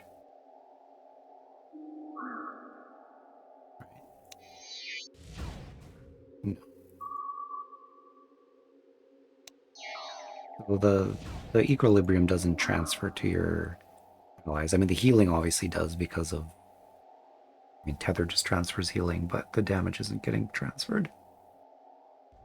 Still not bad though. I mean,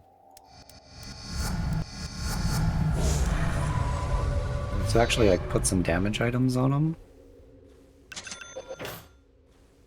Like that's pretty good.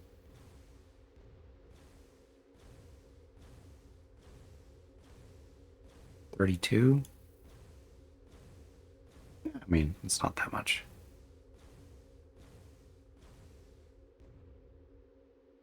Divine Rapier. I mean, Divine Rapier is doing a lot for him, right?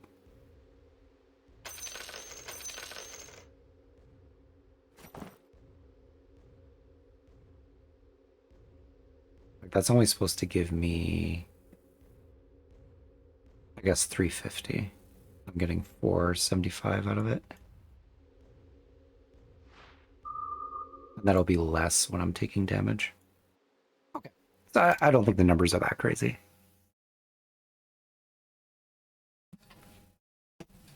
I think it definitely like makes a little bit more incentive for carry IO. But it's nothing crazy here. I don't think it's over the top. The fact that Overcharge now has both benefits to it is a nice buff. Yeah. Jakiro. Double Trouble. So Jakiro had made it so his reduction on his double hits were less, or Ice Path. So double Ice Path might be gone now. Double Trouble attack damage reduction changed.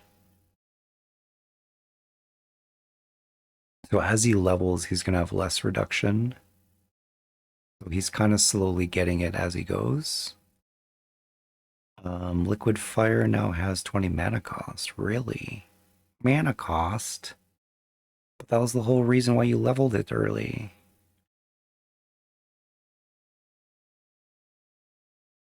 Shard also reduces mana cost to 0. That's kind of weird.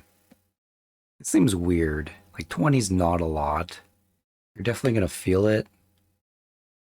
But then just to have the shard reduce it, like that kind of feels like cheating. I kind of feel cheated by this. Ice Path. So double Ice Path is gone now. Bit of a nerf, I would say, but you're getting double trouble passively with your levels. Juggernaut. Remove Duelist innate ability. Blade Form. New innate. Juggernaut receives a stack of Blade Form, so this is just the facet. Blade Fury no longer upgraded by Agnum Shard. Healing Ward is now upgraded by Agnum Shard. Increases healing by 0.5 and hits to destroy by 1. Damn. I mean, good shard. But like, I don't know. At least you don't have to pick a facet on it based on it. You kind of just have the option for both, and you just have to buy a shard. Shard on the Blade Fury was kind of like meh. Never really thought about it. Changes to talents. -1 second Blade Form stack interval. Kind of a weird one, honestly. You're really gonna notice it that much, probably, but these are weird level 10 talents. Dog officially has the weirdest level 10 talents. Like, cooldown reduction on this by 12, like, okay. Am I gonna change? Like, I don't know. I'm gonna be, every time I'm gonna have to make this decision, I'm just gonna scratch my head a little bit. 15 Healing Ward heal replaced by Omni Slash cooldown. Okay. Wow. Didn't have that before. Speed duration flurry increased. Movement speed during Blade Fury. You're always going to want the Omni Slash, I feel. Maybe 15 is quite a bit. 20 Blade Fury DPS increased by a bit. Blade Dance crit damage. 15% Blade Dance crit damage. Not that much. Or is that 15% chance of proccing?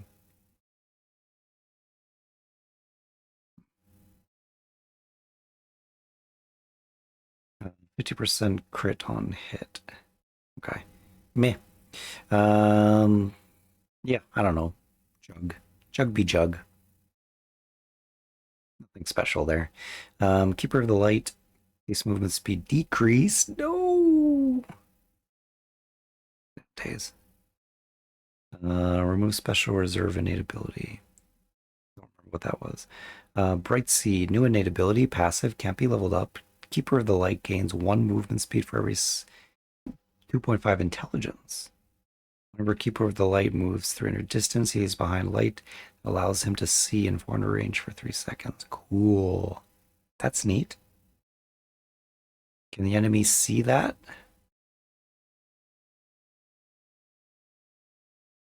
I wonder if the enemy can see that. But I mean, that's a cool... The fact that you get movement speed from your int is really cool as well. Because anything that gives you more movement speed, I mean, you're going to make up this loss of 5 pretty quickly with your int.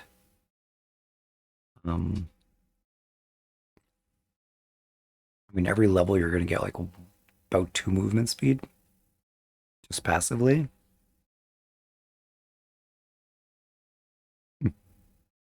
Chakra magic. Cooldown rescaled.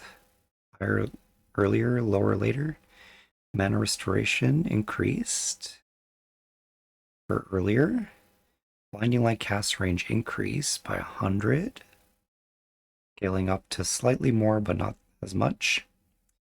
Knockback distance change from forward to knocking back to the edges. So again, they're kind of refining the edges of it, similar to Gust and Inner Fire.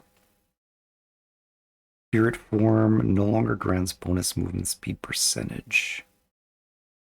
Now increases movement speed bonus of bright speed by 50% while active. You're just, yeah, okay, fine. You're just like tying skills together like that, which I don't know what the effect of that is other than to make the math a little bit more confusing. I'm assuming you're balancing it well, but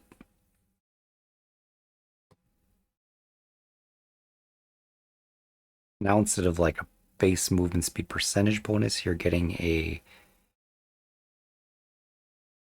percentage increase to the increase, which fine. Talents, 15 blinding light damage. It's kind of nice, actually. Plus 90. Give it up to 300. That's a decent nuke. Pretty decent nuke. Deal some last hits with it. What's that? Didn't hear that from me. Bright speed. See again, like spirit form, bright speed bonus. Now you can have a talent that increases the increase to your innate ability movement speed increase. Sure. I mean, so it means that you're going to get more if you have more int, which is cool. So all these things are going to be affecting the bonus that you're getting from your int. I get why they did it. It's just like, damn it. This makes the numbers so much more convoluted. More when you have more is the conclusion there. Chakra, magic, mana. Man, like when I read this sentence, chakra, magic, mana, these words don't look like real words to me anymore. You know you're getting to the 2-hour mark.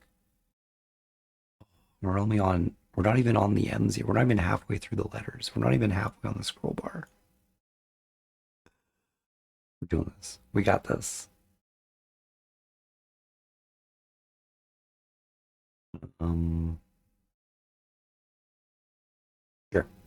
Kez changes, please. Make Kez cool. I mean, Kez is cool, but I just wish I was better at the hero. Because he's cool. I just feel like a failure every time I play him. Okay, base movement speed decreased. Damn. Base attack speed decreased also. Damn. Which discipline? Cooldown changed. For level up to now be 8 seconds minus 2.5. I mean, no big change. Effect values have not changed.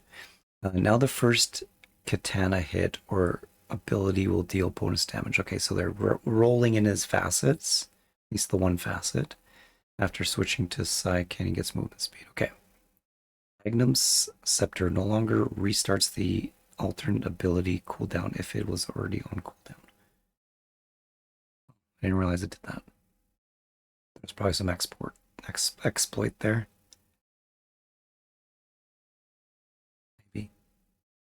Grappling Claw, when targeting a tree, now always destroys the target tree and ends in the tree's position. Okay, that probably cleans up.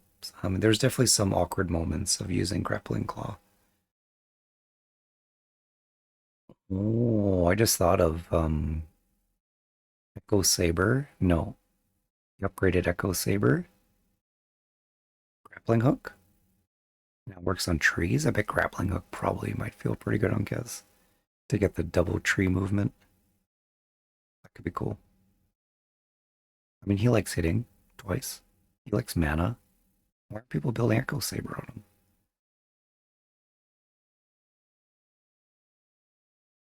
Could be good. Talon Toss cast range decreased significantly. Holy shit. Damn. Really? They really nerfed this skill. Like, this is one of his best skills, and they just nerfed it. They also nerfed his other skill. It was cool at one point with this hero when he was strong, but I mean, they just make him stronger. I know people don't want to make him stronger, but damn, that's a massive range nerf on this.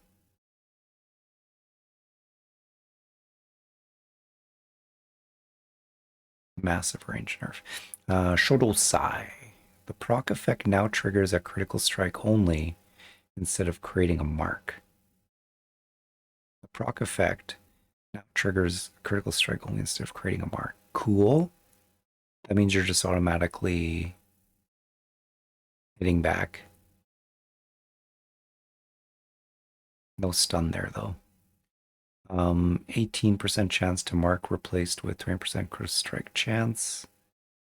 As a result, marks are applied only by parry when casting Raven's Veil. Oh.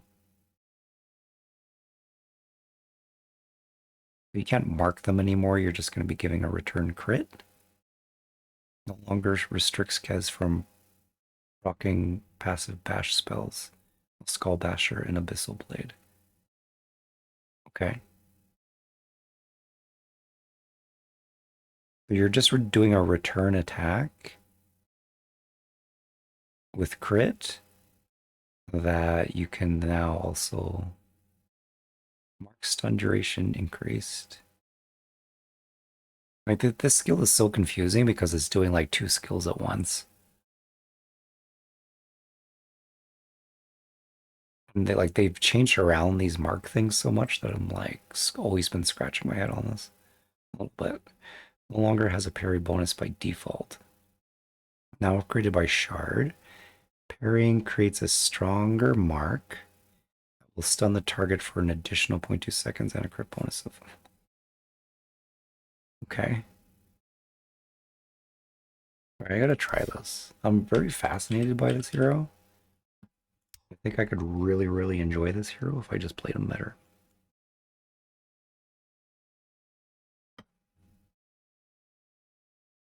I want to see what these returned attacks look like. I fly into battle, or you'll get yours.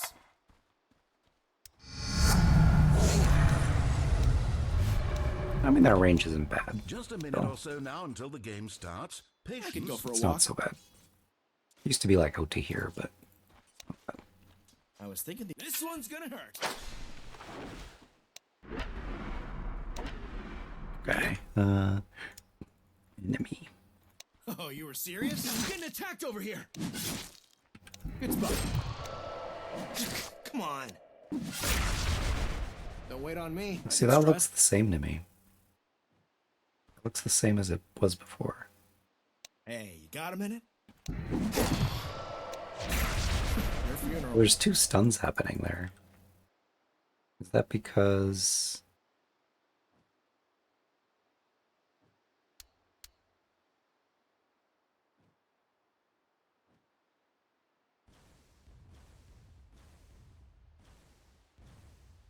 How do we want to do this? Not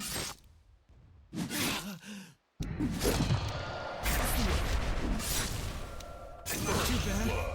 It wasn't good, but and then bugs for lunch. Now if I get the shard, I can make this more powerful. Carrying creates a stronger mark that deals additional stun and crit. Okay, sure. Good, cleanish fight. Getting attacked. Okay, I see. Way ahead of you. Like how good that crit is.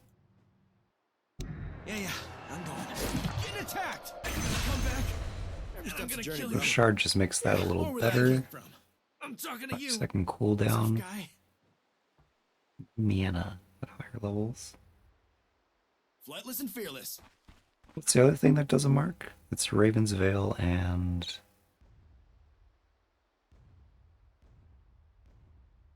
I don't know, like the way they write these things, just like, I don't know, maybe it's just my own brain that's not computing. As a result, marks are applied only by parrying. Okay. And casting Raven's Veil. As opposed to... Oh, so you don't have a chance to create marks when you're right-clicking with your Shoto Sai, which is what it was before.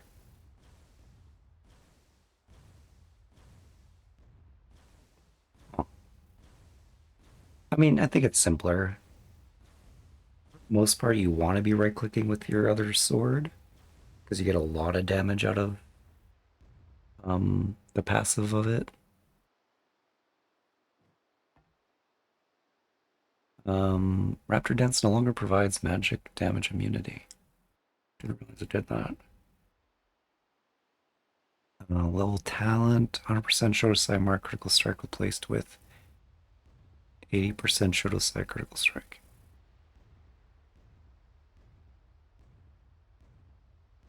Sure.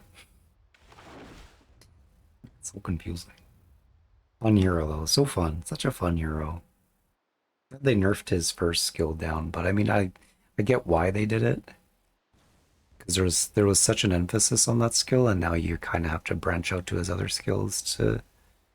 Like, you can still use him well and effectively with his other skills, but like, that first skill is kind of overshadowing. Kunkka. Admiral's Rum. Can no longer be applied by multiple sources, and will no longer trigger passively if Ghost Ship already applied the buff. Oh. Cooldown change from 60 to 60 minus some levels. Bonus movement speed rescaled. Duration decreased by 1 second. Delayed damage decreased from 20 to 18. Ghost Ship now applies Admiral Rum by 2-time factor. Multiplication applies to duration, delayed damage, and movement speed bonus. Okay. Honestly, it's hard to conceptualize if... Like, it seems like it's been nerfed a little bit, but not significantly. I mean, this is always going to kind of feel how it does. It's always been such a nebulous bit. But as soon as you throw Ghost Ship down, you're going to be tanky. I think you can still rely on that. Maybe not as much, but negligible difference. Mid-tower taking damage. Oh. Mid-tower's taking damage. It is not. This is the part I find out where I've been muted the whole time. I would cry. Ooh, do we have Largo? What have you done with Largo? Let's see what happened to Largo. Probably got nerfed, I'm guessing. Bonus duration changed. So no change there. Catchy Lick. Now can lick runes to pull them. Yes, I told you that. It's been saying that I said that. This would be like a clip of me saying, you should be able to lick runes. My idea. Health regeneration decreased from 10 seconds to 8 seconds. Bonus health regen is now also provided if the target is killed by Catchy Lick. Okay, that should have just been before. Slight nerf to the regen. You can lick runes. That's cool. Honestly, probably makes them a little bit better for mid. Tiny bit. Amphibian Rhapsody. Agnum Scepter no longer adds damage to double strumming. They're just taking it out. Interesting. So Belly Blitz now also deals the damage by default. Agnum's now increases magic damage by stack when the song is used in double strumming. Ah.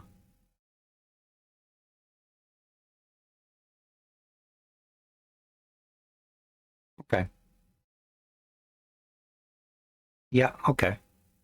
Increased magic damage by this per grooving stack, which so it's going to increase by 5. I mean, so that's numbers are pretty high. And then you're also getting the additional magic damage amp. I mean, so yeah, okay. I like their solution to this. The Largo was freaking weird. Had a really strong build, but that strong build took forever to get online. It typically was done from position 3, so your team got completely screwed because suddenly your position 3 was just desperately trying to get this build online, and usually like 90% of attempts that I've seen resulted in Largo just kind of screwing the team over and the team just getting rolled because they didn't have a position 3 for their early game. The hero had issues laning and being a core because the kit didn't really offer a whole lot early enough. Like it was okay as a support because you weren't really dependent on that much. Like the stuff that you could do as a support worked well, but it didn't work well to be a core with that kit. I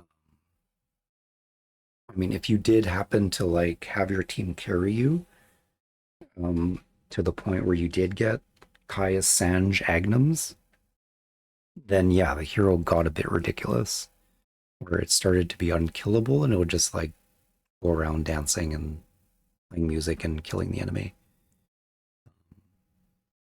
So now they've just made it so you're getting less of that damage earlier just by default on your bull belly blitz.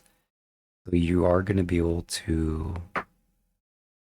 have some decent damage effect in fights without the ags, which is great because it means it kind of loosens up his build as a core and hopefully is probably like decent.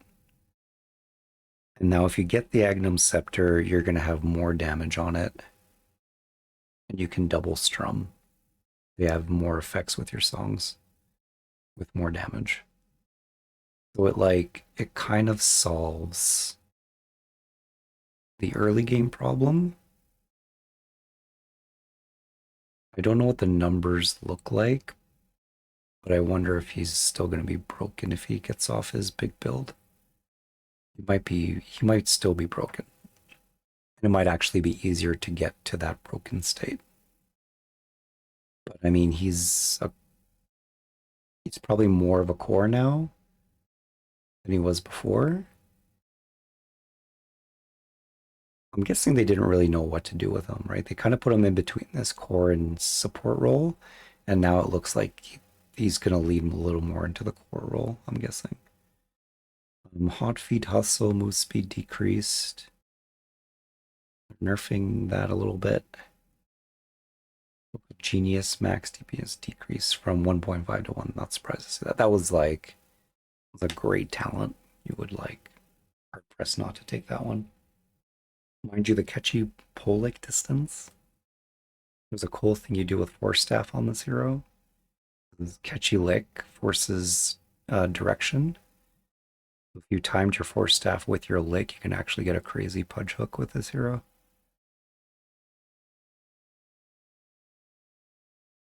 It's still kind of fun, but interesting. I think we're going to see more Largo and Core.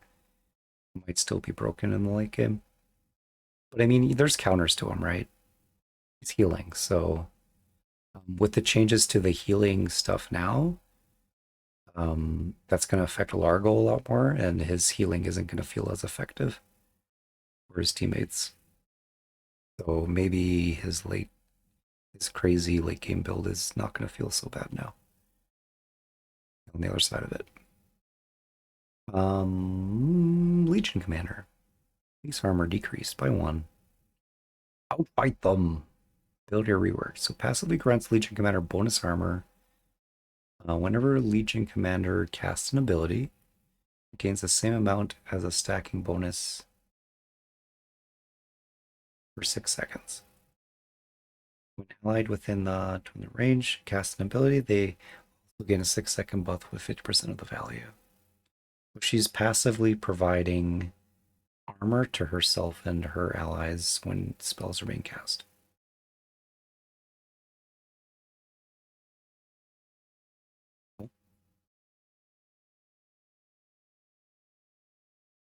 Overwhelming odds now applies 100% movement speed slow upon dealing damage. Ooh, nice.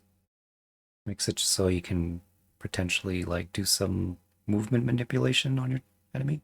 Not movement manipulation, but like move speed manipulation. Even that's like 3 seconds, 100% move slow. Means they'll be like essentially movement stunned. Not like stunned, but like they won't be able to move for 0.3 seconds. So you might be able to save some teammates with that. Or yourself. Magnum Shard upgrade reworked. Increases radius by 100, grants an all damage barrier equal to 50% of the damage dealt. So one of her talents is now in her shard. Sorry, one of her facets is now in her shard. Press the attack. Now upgraded with Agnum Scepter. Increases bonus movement speed by percent. Ability becomes cast point. Affecting all allies within the targeted area. Legion is always affected even when outside the cast area. Makes it AoE. Really? Our Agnum Scepter reworked.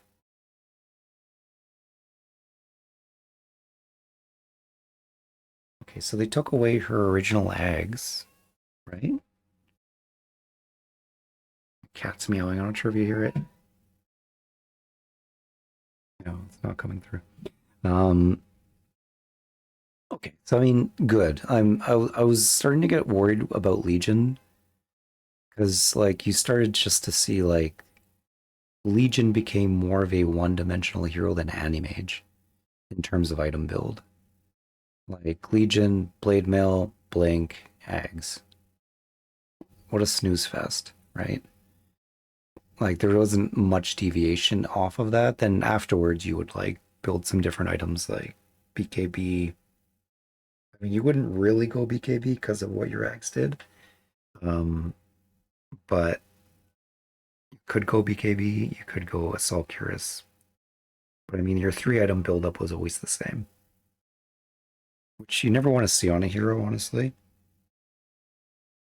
I like that Valve has been diversifying heroes. So changing the Agnums, I think, is good because the hero kind of got stuck on it. Sorry, I shouldn't jump ahead here. Moment of Courage no longer has a 25% proc chance. Now automatically triggers after taking that amount of tax. So similar to Axe. Interesting. Will not activate unless Legion Commander is both attacking and being attacked. Until this requirement is met, the prepared state is kept indefinite. Nope. What? Come on, buddy. Supposed to be helping me with patch notes. Cooldown decreased to a flat 0.3 seconds.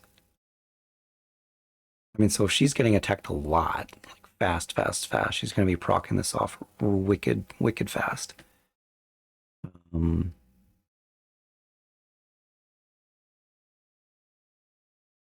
Interesting to see if when she gets swarmed by broodmother spiders.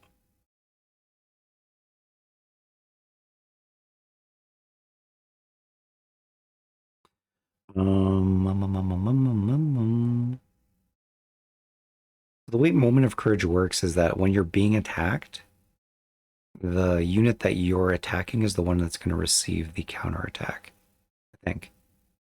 Right? That's how you that's how you do some like last hit with it. Like you make it so the creeps are attacking you, and then you can get this double hit. It's going to be a little more predictable, I guess. But I mean, honestly, you don't notice too big of a difference between this. The fact that you're leveling it up and you're getting it more often is a buff. And you're definitely going to notice that.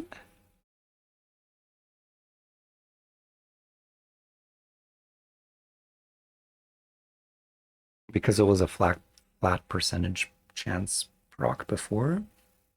And then it was cooldown, right? Now it's a flat cooldown and that's her attack. So I think that's a decent buff to it, honestly. Be interesting to see it in action.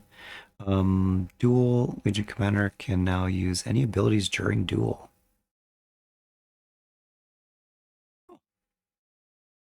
Okay.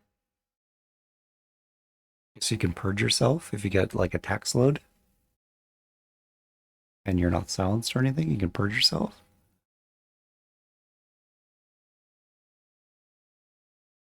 Legion Commander will stop attacking as normal during cast animations. Okay. Items can't be used. No longer upgraded with Agnum Shard.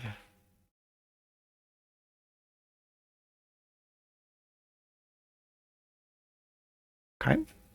You can't give dual damage to your teammates anymore. Sad. Kind of sad, not really sad. It wasn't that big, honestly. I never saw the numbers get that crazy. They probably only did in Stomp, which at that point it's like just adding insult to injury. Not sad to see that go. Kind of still have it on your shard now that you can get a barrier. Hopefully the numbers are good for it. 50% of the damage dealt. I can't remember what the original was, but feels like you should probably get more. Not sure if the shard's gonna be that sought after. Eggs. Like just making your press the attack AoE. I guess it's good if like the enemy has some big AoE stuns.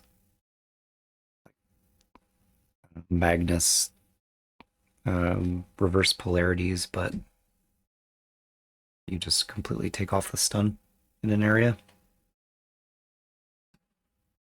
The Magnum Scepter, though, I don't know, man. I don't know if that's good. I mean, you get an automatic press the attack when... I don't know. Doesn't seem that good, honestly. Which good, I mean, like I was saying, like a hero needed to be untethered from Magnum Scepter.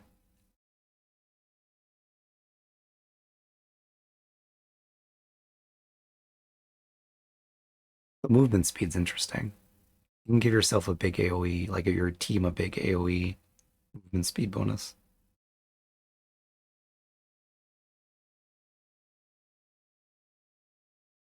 But it just looks like a nice quality of life item. It doesn't look like something that you would always build on the hero, which is, I think, what I was mentioning before was just not great about the hero anymore.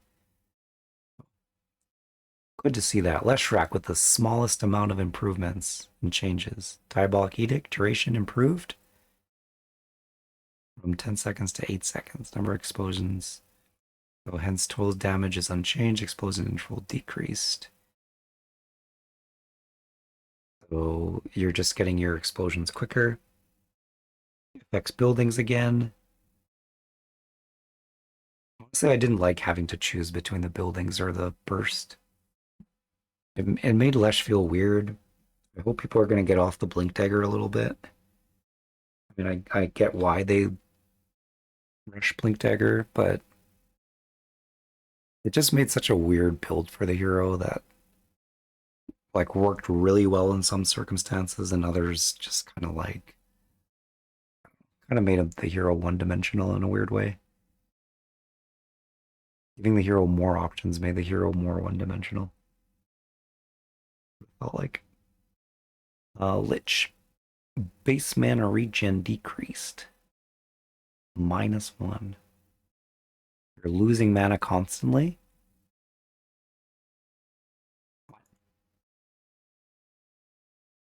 Really? Lich is just perpetually losing mana? That's kind of funny. Is that what this means? Base mana regen decreased. Because she doesn't get mana regen anymore, right? Intelligence gain decreased. Remove death charge innate ability. New innate ability, sacrifice. Lich can instantly kill an allied creep again. Why would you do this? Are we forgetting lessons from the past? Pretty soon you're going to tell me Enigma can make Eidolons out of creeps again. Lich can instantly kill an allied creep to gain mana relative to its current health and earn experience bounty for it. Health to mana. Ability starts an extended cooldown with no charges, making the first cast possible only at 2-minute mark. Okay, nice. You've thought about it. Good, Valve. Covering your butt. Nothing like pulling out the frickin' range creep at level the first wave. Sacrifice creeps count as denies, providing experience to enemy heroes, which experience gain is independent from experience enemies gained. Right. Okay. What's the no mana cost? What's the cooldown on it?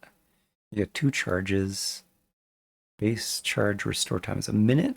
2 minutes. Current health converted.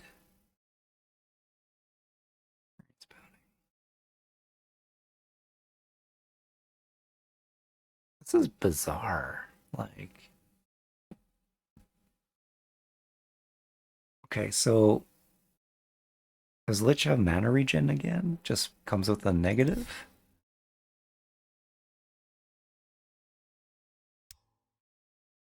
I mean, the dynamic that Lich didn't have, like, wasn't able to benefit, like, it was kind of weird. Like, you couldn't buy clarities. Every, like, person who ever played Lich messed that up at some point. So he does have mana regen. Another beautiful day in Dota. Chill wind. Though not very much, but he does it. Clarities will work on him. Okay, so he's back to normal. Back to being a normal hero with mana regen. Now can also sack creeps to get more regen. Put this soul I mean, not that much, right? for the greater good. Is that a lot? Mine.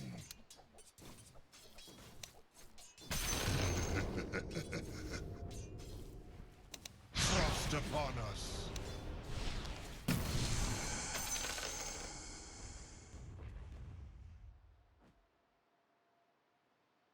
Okay.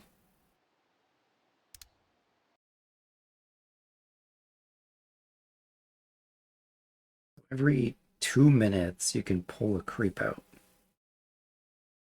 to get some mana back. And deny your catapult.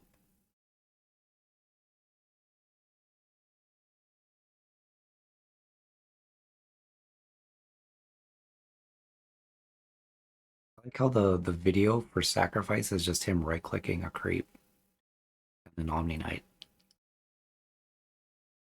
I wouldn't bother making a video for this one either.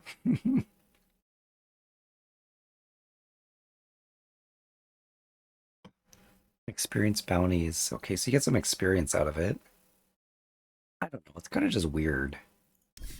You went from one weird thing just to another weird thing, and like it's not that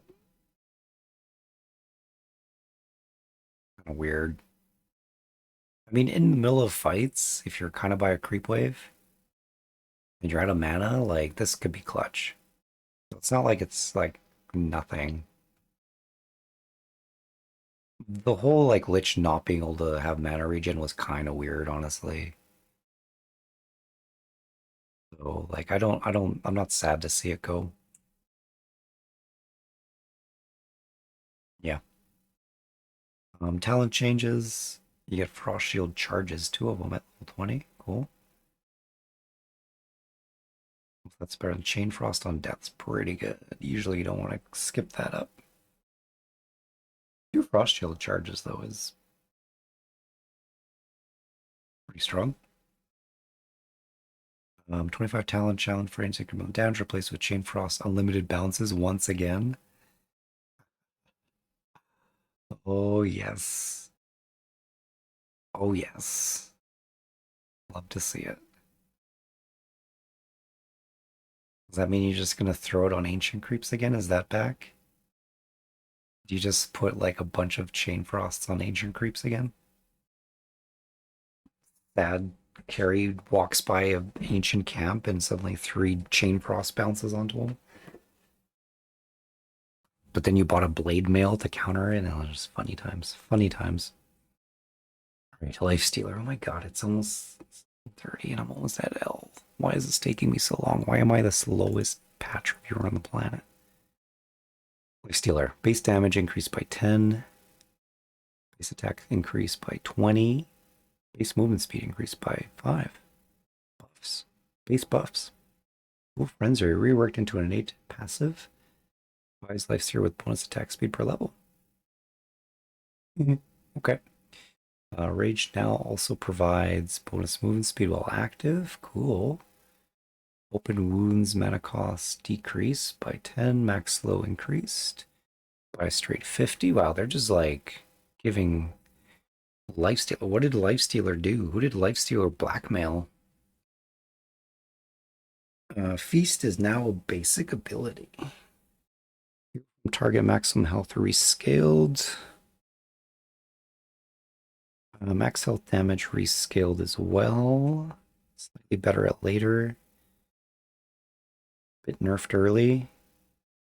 Max health per hero killed increased from 10 up to 25. Is not retroactive though. Max health per hero killed. I mean, that's pretty good. 25 extra health for killing a hero. Up. No longer increases deny health threshold. No longer increases deny health threshold. Okay, so you can't deny at 75 anymore. That's kind of interesting, but always forgot to use it. Now it can be used on ancient creeps by default. Agnum Shard reworked. When consuming a creep, enemies also take damage over time. Consuming a creep, enemies also take damage over time equal to 30% of the creep's remaining health. So that was like the facet. Okay, just some general buffs to Lifestealer.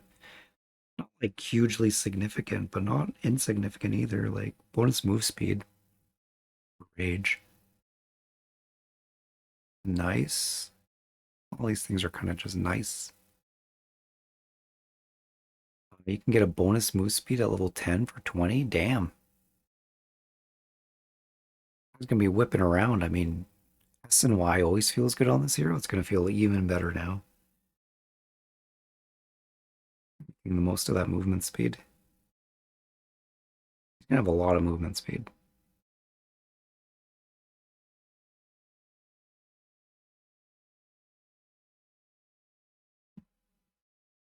No yawning. Um, talent changes. Nito. Nothing crazy.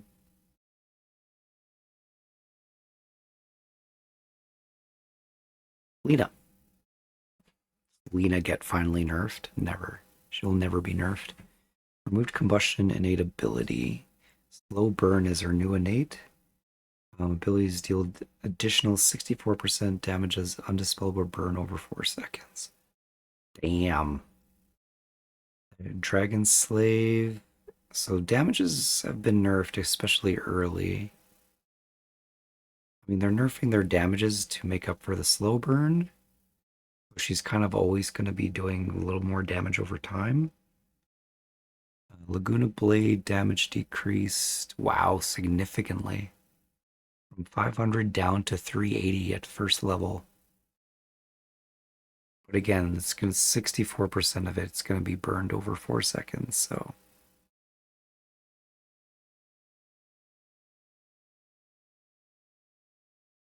Yeah, I mean, so like the numbers are big decreases, but also like the hero is always going to have the 64% damage, extra damage on these spells, so kind of interesting. Magnum Shard upgrade reworked. Casting Laguna Blade temporarily supercharges Lena. The shard, so she has both facets now. When you're getting by the shard, one is just passive. They've nerfed her the damage on her skills to make up for that damage. I mean, I'm guessing they probably balanced the numbers just right, like 64 damage. Like, that seems very specific. They definitely have run this through some calculators. I'm guessing she's gonna feel similar. How Lena has always felt. Wrong as fuck.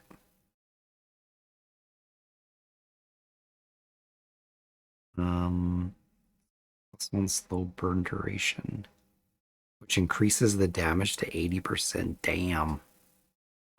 What a talent. Crits on targets affected by slow burn. Damn. Okay, so I mean you're essentially choosing your talent at level 25. These two 25 talent things. You're choosing the facets you had before. You're really like deciding at level 25. I mean, magic build or right click build. That's kind of our MO. All right, hell and back. Are we still going to be melee lion? Ability killing or assisting in a hero kill provides lion with 20% debuff duration while that hero is dead. Whenever lion respawns or resurrects, he gains 20% spell amp for 90 seconds or until he gets a kill. Okay. Cool. So he's either having a bit of spell amp or a bit of debuff duration based on his own death or the death of others. His big fat hand. Finger of Death. Cooldown decreased by 10 seconds. Damage per kill decreased from 40 to 30. Now has empowered melee attacks after cast by default. So the facet is there in default.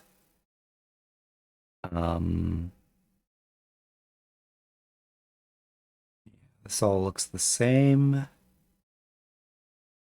Looks the same. Ability can be toggled with right click to disable the melee form. Ability can be toggled with right click to disable the melee form. So once you've casted it, you can choose to still be ranged. Cleave area is a cone. Magnum Scepter now also increases melee cleave from 25 to 50% and duration from 20. Damn. Okay. Magnum Scepter no longer decreases the cooldown. Okay. Interesting. Mana no longer has damage on mana burn, I guess. Lone Druid, attack projectile speed increased. Got that. Got that. Lunar Blessing. Luna. Lunar Blessing for allies. So those are passive, changed just to be level based. Values are not changed.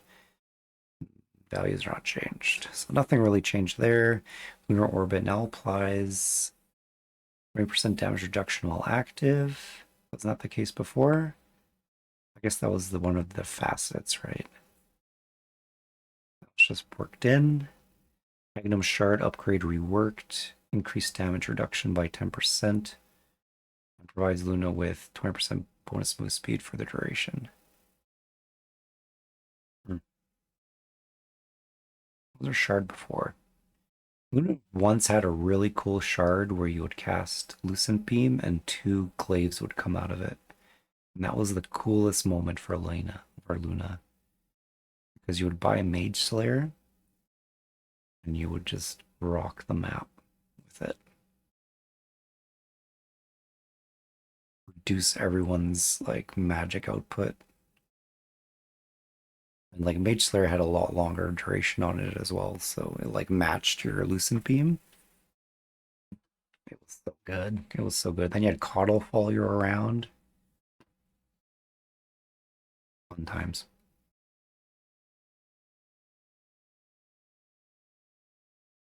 Lucent Beam cooldown replaced. Or some talents, nothing spectacular, I guess. Lunar Blessing buff. Lucent Beam hits an additional target. Could be good. Lycan, Apex Predator. Damage to neutrals changed from 2% per level, so just scaling by level. 11 wolves upgraded by shard. Oh, the shard. No, they're changing the shard on Lycan. It was so cool. Increase the number of wolves by 1 and grants them high tail ability. Activate to give them 100% evasion, bonus attack speed, and haste. Okay, so you're making your alpha wolves with the shard. Grants controlled units movement speed, but that means you don't get the random mindless wolves running down the lane, which is honestly so good. It was so good. You would just always get the shard on this hero because you would just drop out waves and get gold passively. You have to do it manually like a chump. Shapeshift now grants control units movement speed and critical strike bonuses. Didn't do that before? Thought that did it before. No, it didn't do it before. Now it does it before. Damn. 25. Minus 25 summon wolves bat. Turns your wolves into bats. Okay. What am I committing to here? I'm committing to finishing the M's. I can't believe I'm going to have to go to part 3 for this. But it is my own fault. I can't be mad at anybody but me. We're getting to Marcy. We're going to do M's and we're going to finish, and then we're going to do a part 3, and we're never going to think about patch notes again. Hopefully this is helpful and useful if you've made it this far along with me. We're 5 hours into doing this. You know what? We're doing our homework. Like every good Dota player should. You don't just read like, oh, I play 4 heroes, so I'm just going to read my 4 heroes changes. Shame on you. Shame on you. I mean, do what you want with your time. Your time. You can do whatever you want with your time. This is what I'm doing with my time. Magnus. Base agility increased by 2. Damage at level 1 increased. New solid core. So no longer levels with reverse polarity. Low resistance rescaled for levels. Honestly, I didn't realize this. Magnus says increased slow resistance and suffers less knockback from enemy abilities. I had no idea. But there it is. I was always just skewering myself out of bad situations. I didn't need slow resistance. Empower now always affects Magnus with 30% increased values and can cast on himself. So, as his passive, your Agnum Septo Sharbor's distance increased. Oh. Agnum Shard bonus distance increased. It's not a rework. I guess he's always just getting the Empower facet.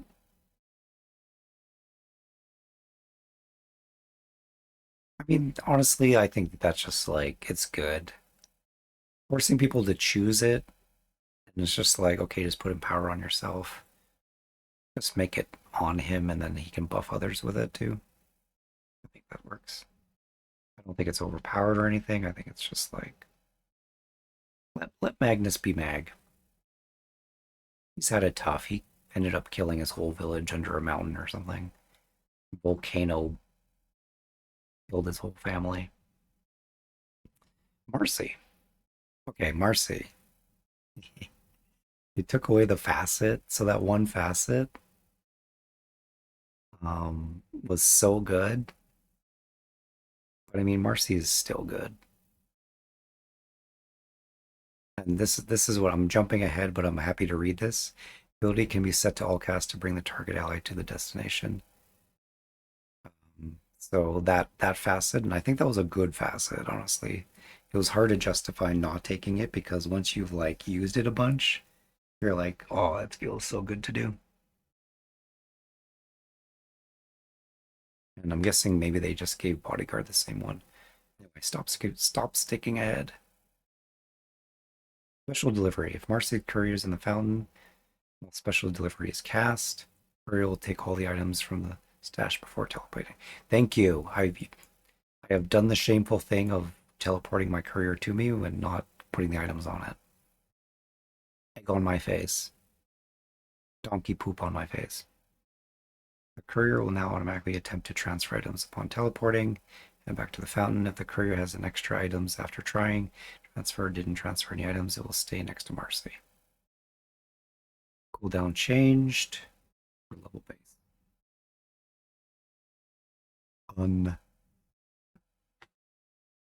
Still gets the bonus health. Okay, Bodyguard reworked. Has both passive and active components. Passively grants Marcy lifesteal and bonus attack damage. So good. So good. When cast on an ally, she provides them with 70% of passive bonuses and a shared all damage barrier. A shared all damage barrier that blocks scaling up 90 to 300 damage. But you share the barrier. Damage the barrier on either Marcy or a target will reduce it for both. As Marcy attacks heroes, 30% of the damage dealt restores the barrier. Oh, damn. I mean, that just like speaks to the name of Bodyguard. You hit your ult, put a barrier on somebody, and then as you're punching somebody repeatedly, you're keeping that barrier topped up. Incentive to give yourself some damage too to keep that barrier because it's percentage based. That's got to be strong. Does Marcy still punch things that punch the people that she's bodyguarding? That's my question. The effect is dispellable. Dispelling Marcy will remove the barrier. And the target will remove both the barrier and the passive bonuses. So it is dispellable.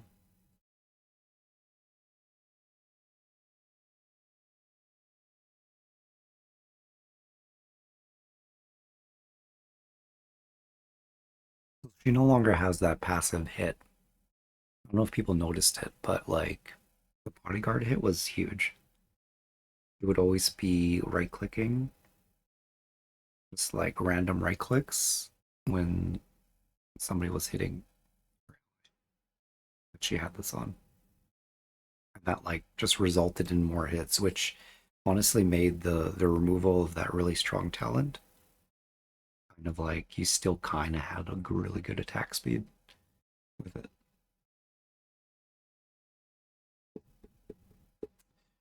Talents, rebound, move speed replaced with bodyguard damage.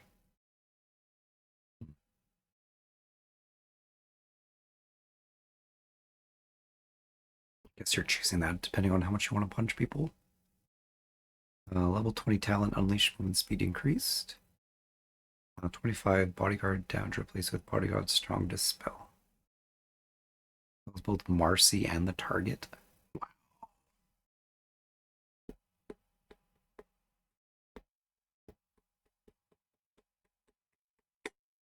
I mean, this is like if you're going pause one, you're the carry, you go the right one.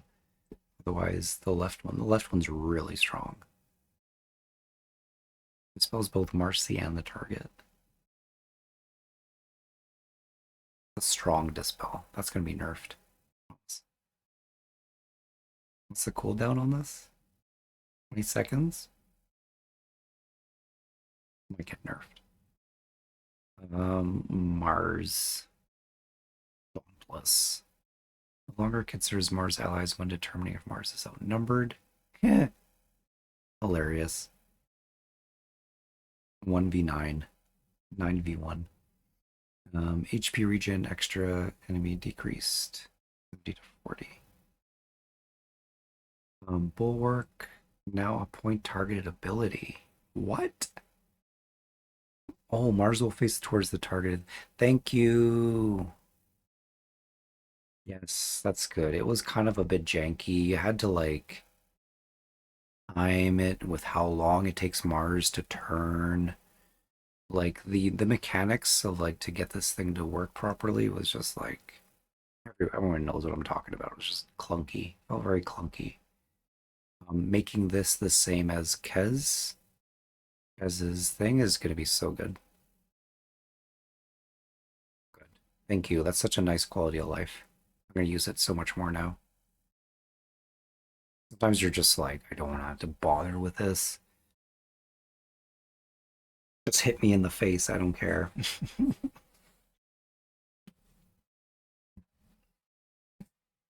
Okay, Blood Arena, now upgraded with Agnum Scepter, lowers cooldown by 10 seconds, increases duration by a second.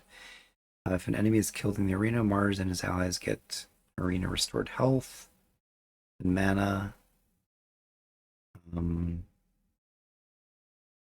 It looks like the Dark Arena is no longer a thing, right?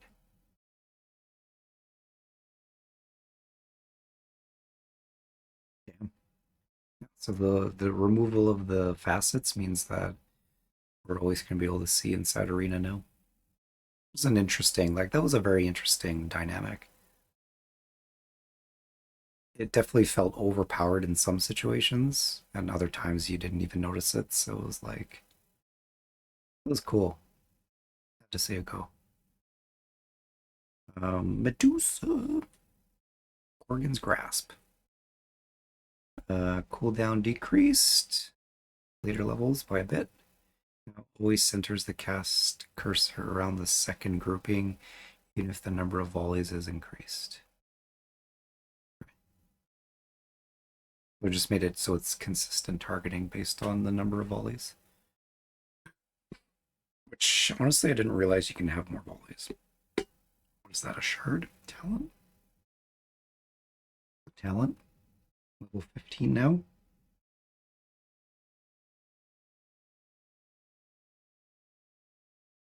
you still pause 3 this hero? I haven't done it in a while. Meme hammer on him. They buffed the meme hammer, didn't they? Would be good.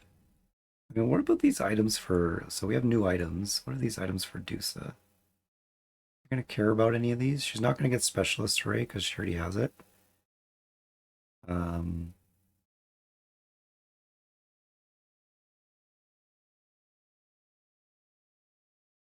Not really, hey? Don't really care about these items.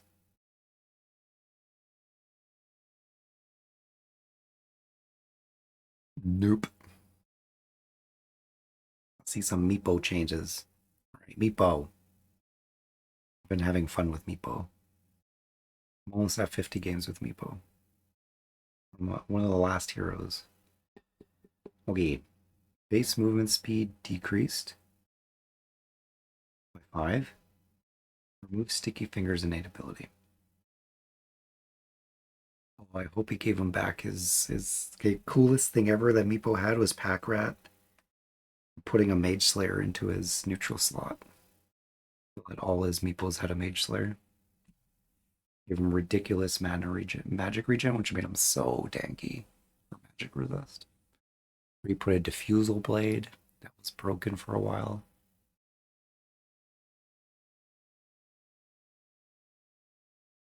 Anyway, what do we got now?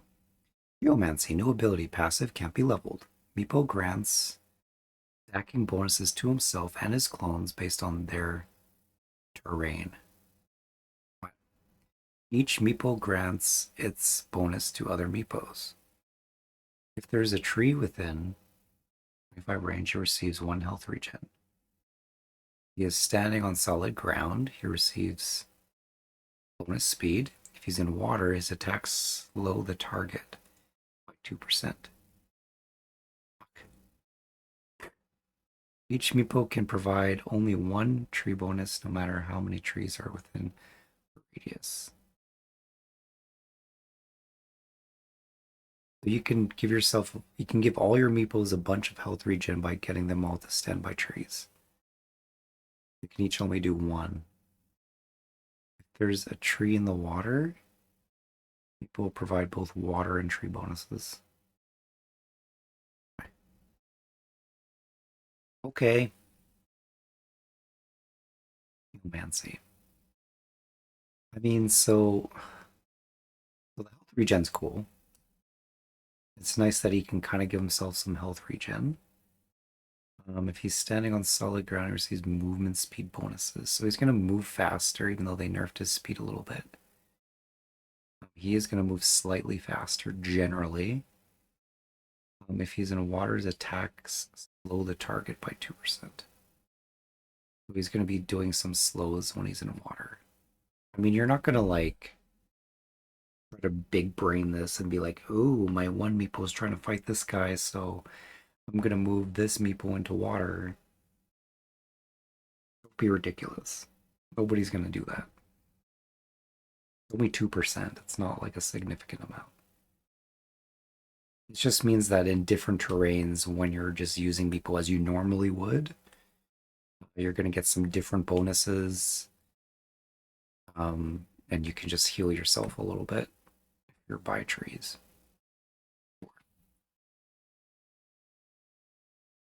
Ransack now pierces debuff immunity. No longer has separate creep values. Follows global lifesteal rules instead. As a penalty against creeps. Okay.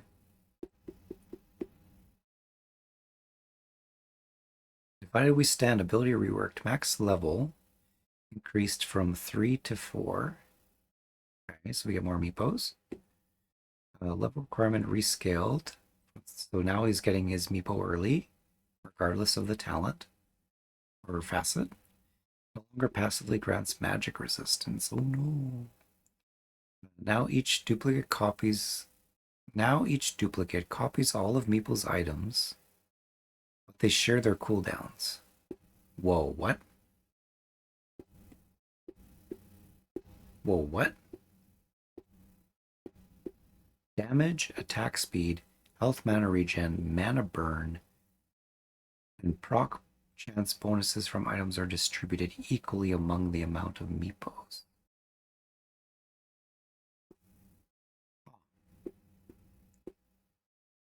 Damage, attack speed, health mana regen, mana burn. But it doesn't say magic resistance, so you're getting a Mage Slayer.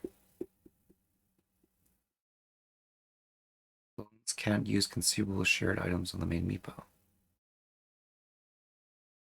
That means they all get blink dagger.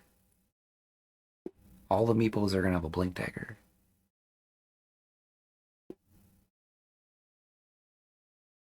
All the meeples are gonna have a blink dagger.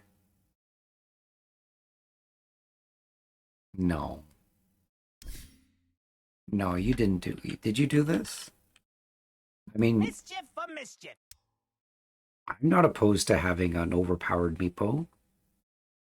If people are brave enough to play them.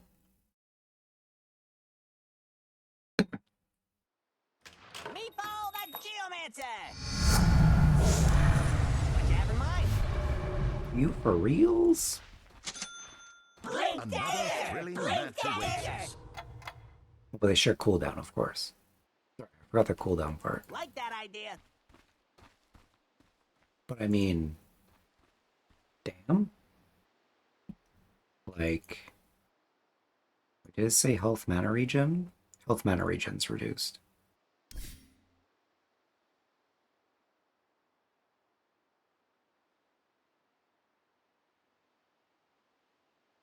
Are people too ashamed to play Meepo? No, people are too intimidated to play Meepo. Uh-huh.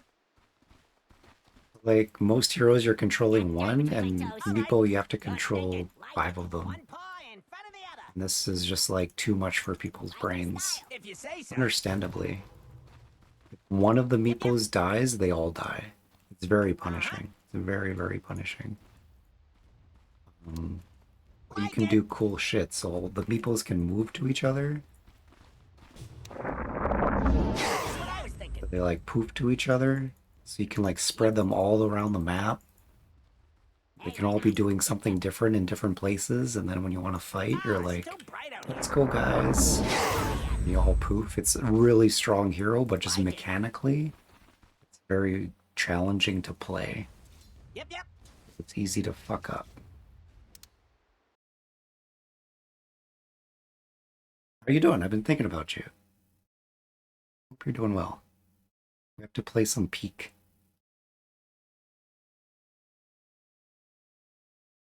What else we got? Proc chance bonuses items are distributed equally among meepos. Bones consume shards no longer has a penalty for strength add to your int gained from items. Okay, I gotta do some thinking here. So things with cooldowns. I mean, Octarine Core might be pretty cool for them.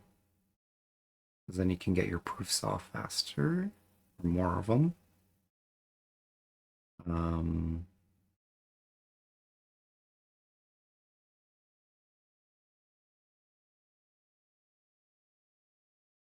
I mean, you go this broken item, right? Where is this? Where's this item? Go back. Go back. Go back.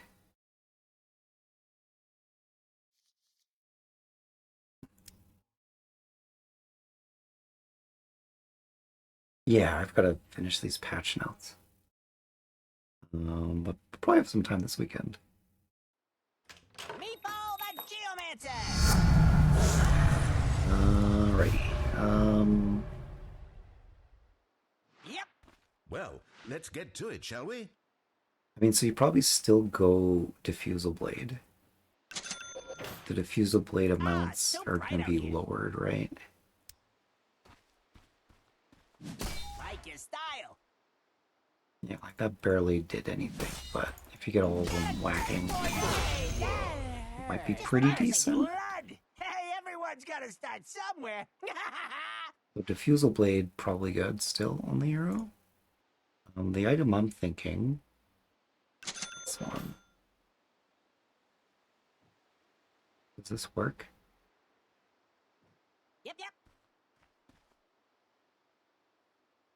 What'd you have in mind? Yep. They all have a barrier. Uh-huh. Does he have a barrier? Hey, buddy, who's under attack? Yeah. If you say so. One is under attack. One paw in front of the other. That's nuts. So this item is broken. Because you just get barriers as you get these charges. The fact that all your meeples are going to get this barrier along with the magic resist. And then you have your shard, which puts you underground, which gives you an opportunity like to get your barrier back. Because you gain your charges while you're underground. Like that idea. Man. This is nuts. What else? What else can you put on Meepo? I mean, things like Eye of Scotty are always gonna kind of feel good on him.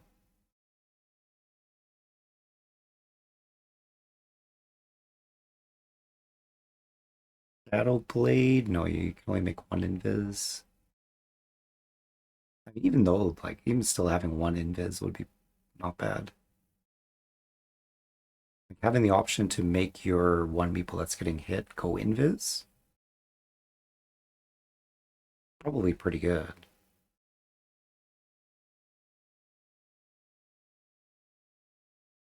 I mean, it also means that as a support, I mean, I'm always trying to make meeple support be a thing, but unlikely.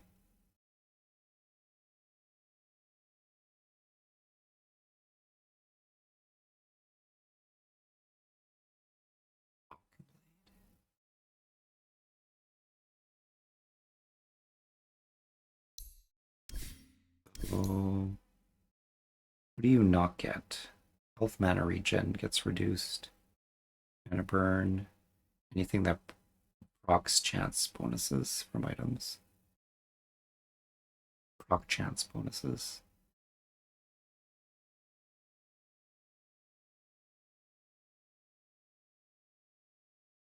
Not armor. Armor's not there. Mana or magic resistance also. There's some good options. This is really cool. I like this. This is the thing I was saying that like putting items into a slot now, all his slots you can put items into. But they addressed the weirdness about it. No longer has penalty for strength edge intent gained from items. Clones no longer gain 30% experience independently. Meeple gains 100% of the experience from heroes killed or assists as long as there's at least one meeple in range. Multiple meeples within experience range does not increase the amount gained, obviously. All other experience gained by meeple is divided by the number of meepos. Each meeple gains experience independently. Fine.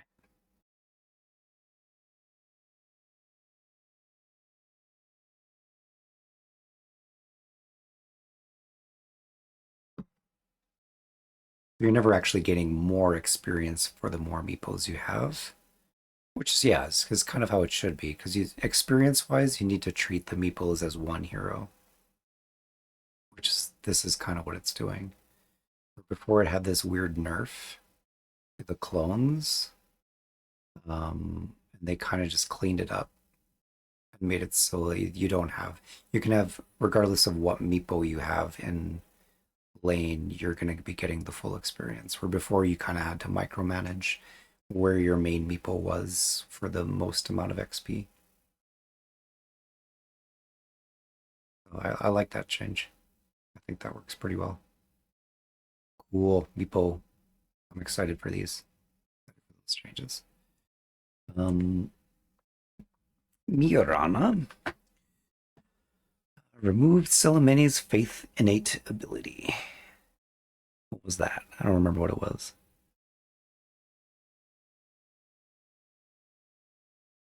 I don't remember what it was. Celestial Quiver. A new innate ability, autocast, attack modifier. Can't be leveled up. Marana consumes a charge of empower. Marana consumes a charge to empower her next attack with bonus magic damage equal to 3 per Marana's level. Be up to 90 at level 30. At the start, she has 2 max charges, but gains 1 more every 7 levels. Base charge rest her time 6 seconds. Okay, so she just gets this big attack bonus buff based on charges that will diminish. But I mean, it means her right click is going to get bursty. Cool. Upgraded with Agnum Shard. Casting Leap provides 3 temporary charges for the duration of the buff. Nice. Temporary charges ignore the max charge count and stack from each leap cast. Wow. So she's going to be jumping around, doing more damage. Leap Agnum Shard no longer provides crits during the buff. Okay. I mean, she got crit before off of this. So they're just giving her a different form of that damage bonus. But she kind of has some of it built in her base, which is cool because I think Mirana kind of needed something. She was kind of a bit lost in the sense of what you do with her. I think leaning her towards her right click is good because she always had really, really strong agi gain. Not sure if she still does. I think they did nerf it recently. Mirana. Is it still 4 something? Mirana and Mount attending. Agi gain. Yeah, it's only 3.1. Used to be 4.2 or something. They nerfed her quite a bit. But they made her universal? No, they put her back to Agi. But yeah, giving her some more right click damage. Sweet. It's bonus magic damage. Is interesting.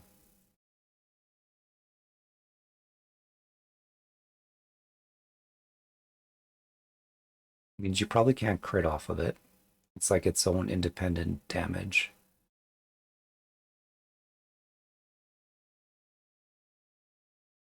I don't know if Witchblade would be a thing, but Pharasma? Her int gain isn't that good. Ooh, you probably go Specialist's Array, right? Because this will work with Specialist's Array. I'm gonna try it. Mirana and Sagan. Could be a Specialist Array buyer.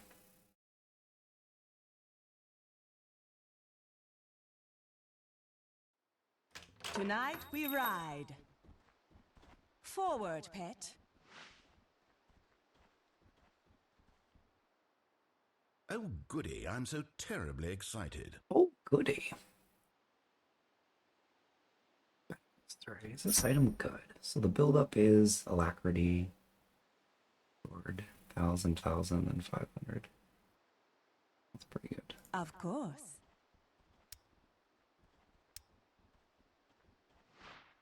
Since you command it. Good idea. Getting bonus damage. You restore these charges. Specialist's Array. On track. No, that was just a regular shot, right?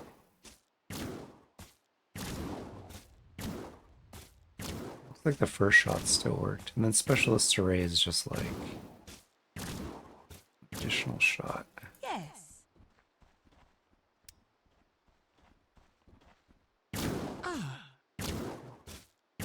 I don't think it'll actually proc this.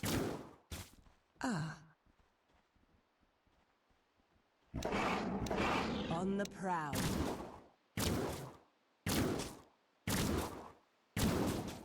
Forward by bounds. I mean, it's still decent for her. She likes right-clicking.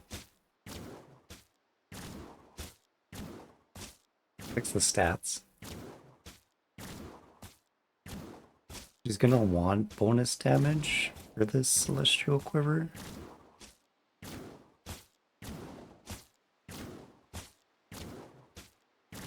Agreed. Cool.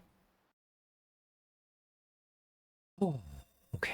I'm getting through the M's. I'm almost there. It's taking forever. How many more M's are there? 3. Okay, Monkey King. More nerfs to Monkey King? They've just like nerfed this hero endlessly. He's kind of like not been used much recently. Oh, I am loving this. I'm just really tired. I am loving this. I'm just tired. I enjoy it more when I'm less tired. Mischief. No longer levels with Wukong's command. Cooldown changed. To be leveled with the level. Free dance. Okay, yeah. So are they facets? He had some really important facets. He had the ability to move from tree to tree without a cooldown. And then he could move around in his changing of the guard, which seems to be an Agnum Scepter now. Tree dance cast point increased. So it takes a little longer. Cast range, perch tree cast range increased slightly. Cooldown decreased significantly. It does go down to 0 fully. Okay, so you do get your full jumping around trees like a mad monkey.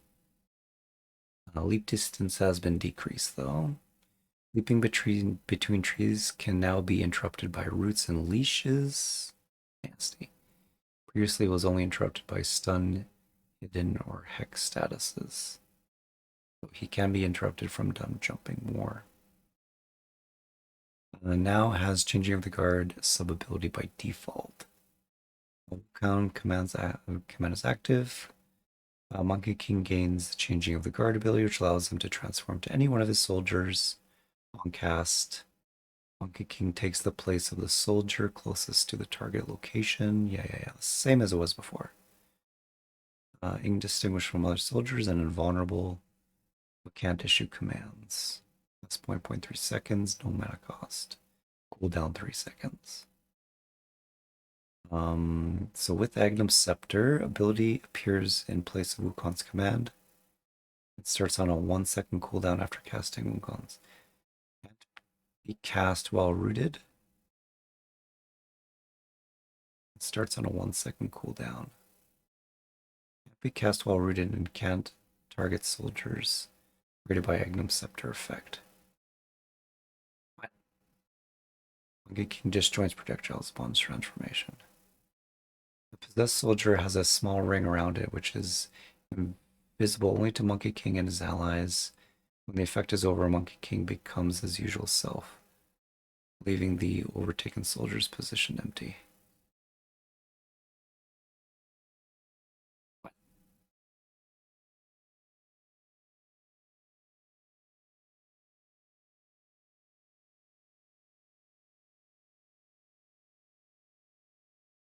I'm confused. Monkey King?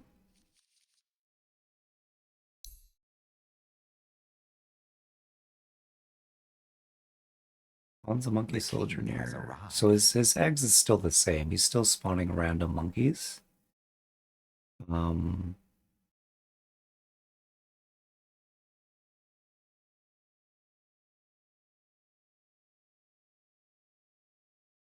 don't understand how the Agnum Scepter is charged to changing of the guard. Does he need the scepter to have changing of the guard?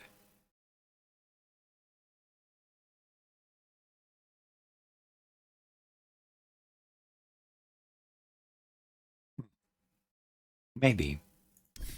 I think it's still the same.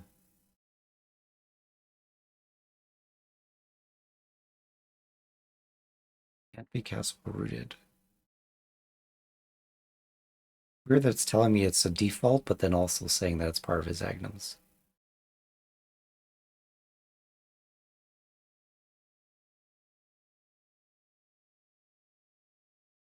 Morphling. Two more. I'm getting through this. I'm almost falling asleep here. Oh, Morphling. Hero model size now scales based on his agi and strength. That's funny. Removed accumulation innate ability, ebb and flow. A new ability, passive. Strength and agi provide Morphling with additional bonuses. His cast range and slow resistance are increased by a portion of his strength. His attack range and movement speed are increased by a portion of his agi. These bonuses are provided even when replicating, except for the extra attack range, which is not provided when replicating a Malignant, obviously. To cast range, 20%. Low resistance, agi movement speed. Okay. Kind of cool. Waveform cast range decreased, slightly later levels. Adaptive strike base damage increased. By quite a bit in the early. It's good, because you kind of want that for securing last hits. Muerta. God, did they bring this back? They did bring this back. This weird skill that nobody understood or used. Wait, did it ever leave? No, I'm forgetting what Muerta's stuff is. Muerta? Look at me. Stare your death in the face. No, her Ags is the same. Yeah, no, so they're making her shard. They're making her shard into this weird thing again. They're bringing it back. Someone at Valve is convinced that there's something here, but we'll get to it. Supernatural ability reworked. Whenever an enemy hero dies, with close to Muerta, she gains a stack of 1 spell app. Equal to her current level. When Muerta dies, she loses half the stacks, rounded down. Okay, so that's kind of her shard, except she's losing stacks when she's dying. A passive ethereal bonuses move to pierce the veil. Sure. Pierce the veil no longer provides bonus damage. Now grants plus 75 base damage. Huh. Wow. That's a lot. I mean, it's not going to be as good early, but later game, she can scale that up much higher than what it was before. Now has a passive component more to can always attack ethereal targets, right? So they made her formal passive onto her alt. Fine. Whenever either she or her target are ethereal, all of her attack damage is dealt as magic damage, and her physical lifesteal is treated as spell damage. Lifesteal conversion happens only for attacks and won't be applied to her spells. No longer upgraded by Agnum Shard. Yeah, they just put her shard, they just switched around her shard in her this. No, her shard is something different now. They made room on her shard for this weird thing. Spectral Slug. Slug as in bullet, I take it, not as in the squishy thing. Insect that's not an insect. Are slugs insects? Slugs are insects, aren't they? Don't know. Are worms insects? Oh god, I gotta go to sleep. This is time for bed. New ability. Mortar shoots a spectral bullet at the enemy, dealing damage, knocking them back, and turning them for ethereal, which she can still shoot. Okay, that's the cool part. Turning them immune to physical damage and unable to attack. So it's a disarm. It's like you're hitting them with an E-blade. The target is slowed and becomes 20% more vulnerable to magic. Okay, that makes more sense. Why was this confusing before? I don't think this is what it was before. The Agnum Scepter of what Muerta had before was really weird. I'm not surprised they took it out. This seems more straightforward. Damage is 225, slow is 30. Knockback distance is kind of cool actually too. This is a cool skill actually, a really cool skill. Good for sports too, because you can protect yourself with this. Duration is what? What's the duration? 3 seconds. Okay, it's not super long, but not bad. Cooldown's only 12 seconds though, which is really good. That's a cool one. That's a cool shard.